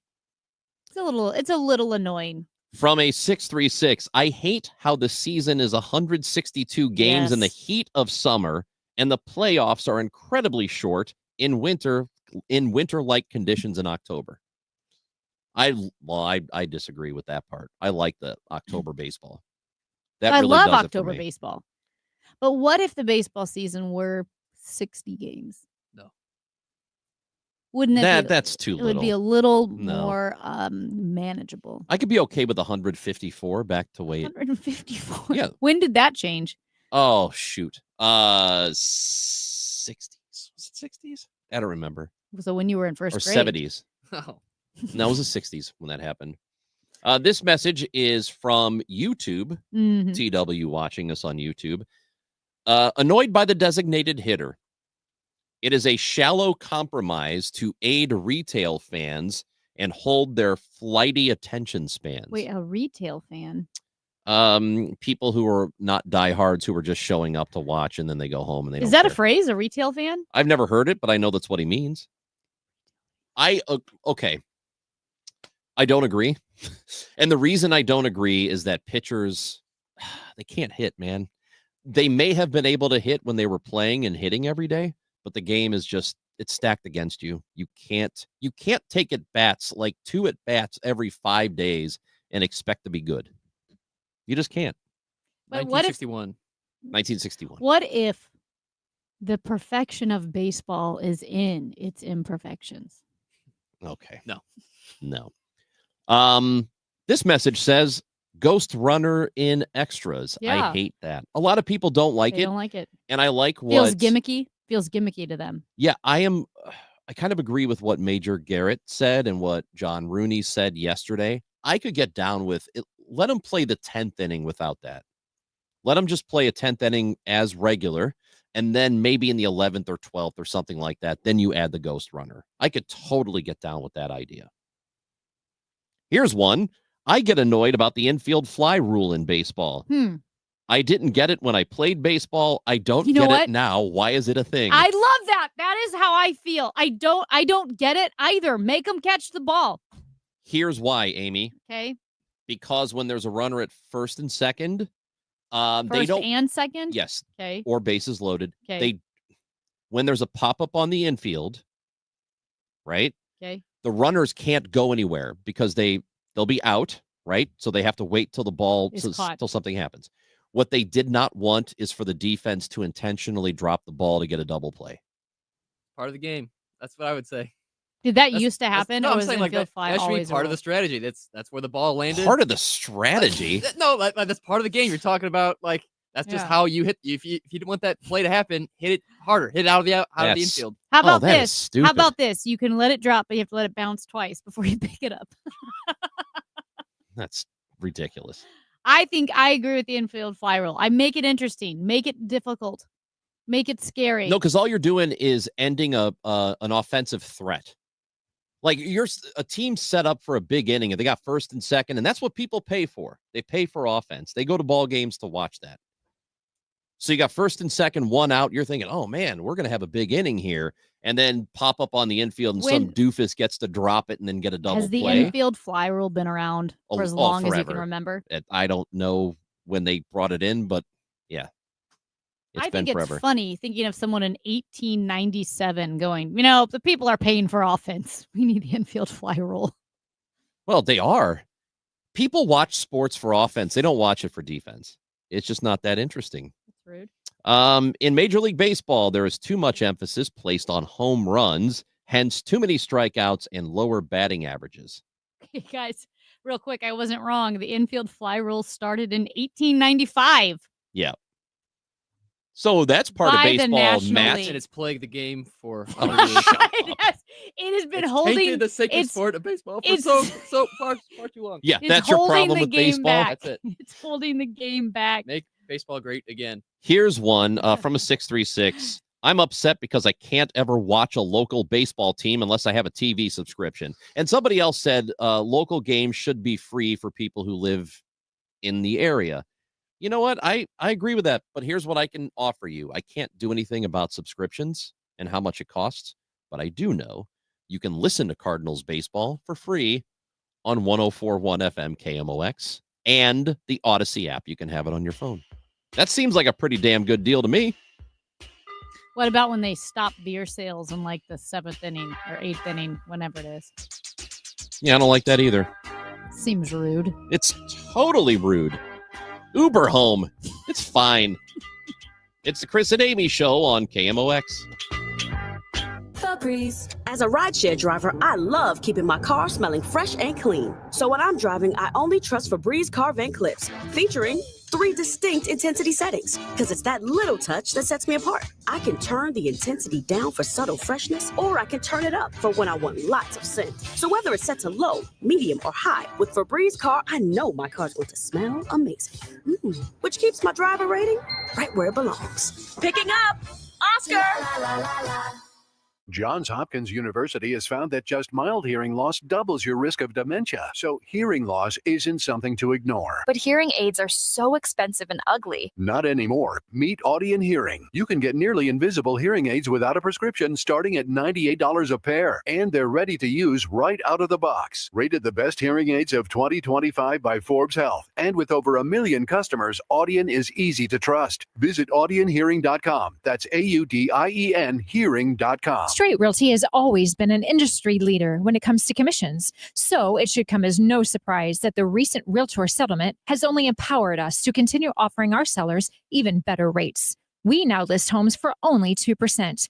Hi, I'm Christina Straight, owner of Straight Realty. Call me 314-441-4444. Why pay more than 2? You can also listen to my podcast on my website, straightrealty.com. Commissions are not regulated and are negotiable. Straight Realty is a licensed broker in the state of Missouri. We all hear the radio ads about the IRS. They tell you to be afraid, to be scared, and they try to frighten you into calling. I'm not here to do that. Tax Relief Advocates is different. TRA is here to tell you that if you owe money to the IRS, whether it's $5,000, $50,000, or $500,000, we have a solution. It doesn't matter if you're sitting in your car, at work, or with your kids. No matter where you are, call now. 800-575-6481. Don't lose hope. TRA can eliminate or reduce what you owe to the IRS. Generous programs are now available that can give you a fresh start. Our passion is taxes and helping individuals fix their IRS problems. We have over 1,000 5-star reviews on Google and an A+ with the Better Business Bureau. You don't need to be afraid of the IRS any longer. End your tax nightmare today by visiting us online at TRA.com or call 800-575-6481. That's 800-575-6481. Tax Relief Advocates. Real solutions for real people. As the old saying goes, size matters. At Morgan & Morgan, we have over 1,000 lawyers and nearly 6,000 people on staff. But at the core, this is and always has been a family business. Our family watching out for your family. Call us or email us 24 hours a day, 7 days a week, even on a Saturday or a Sunday. And if you ever have a problem, call our mom. Morgan & Morgan. For the people and your family. Injured? Dial Pound Law or visit forthepeople.com for an office near you. Spring is here. Time to have your valuable trees inspected by Gamma Tree to enhance the beauty and safety of your trees. I'm Tim Gamma. I'm Tom Gamma. Don't trust your trees to just anyone. Call the pros at Gamma Tree. Now in our 71st year. Our talented staff of certified arborists can survey your trees to determine their needs, whether pruning, fertilizing, pest control, or removals at the highest level of professionalism. Knowledge and quality are hallmarks of our reputation. Call Gamma Tree today or visit us at gammatree.com. Your trees deserve the best care. Ernie Mickles here from my friends at Saliga Heating and Cooling, a St. Louis institution that has been serving St. Louis families since 1927. And this independent American standard heating and air conditioning dealer has been taking care of the Mickles family for at least the last 15, 16 years. And I'm here to testify about their integrity, their prompt service, their professionalism, their knowledge, and the fact that when they come in your home, you're happy to see them because they're going to treat you and your home with class, and they're going to get the work done, and they're going to solve the problems, and they're not going to try to hustle or upsell you or talk you into something you're not sure about. We have found they'll actually give you cheaper solutions rather than trying to pitch a more expensive solution. That's why we love Saliga Heating and Cooling, and that's why we love this American Standard heating and air conditioning dealer. If you want to get in touch with them, anything to do with your home or business heating and cooling, it's 314-481-7333, 314-481-7333, or visit them online at saligaheatingandcooling.com. The Chris and Amy Show on 104.1 FM KMOX and the free Odyssey app.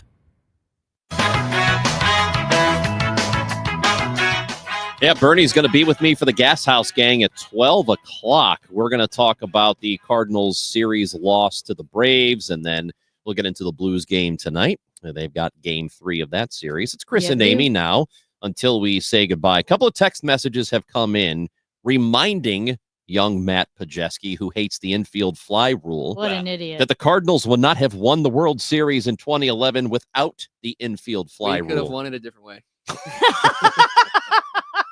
Dude. We were going to win it no matter what. I'm on Matt's side. We could have won Okay. it a different way.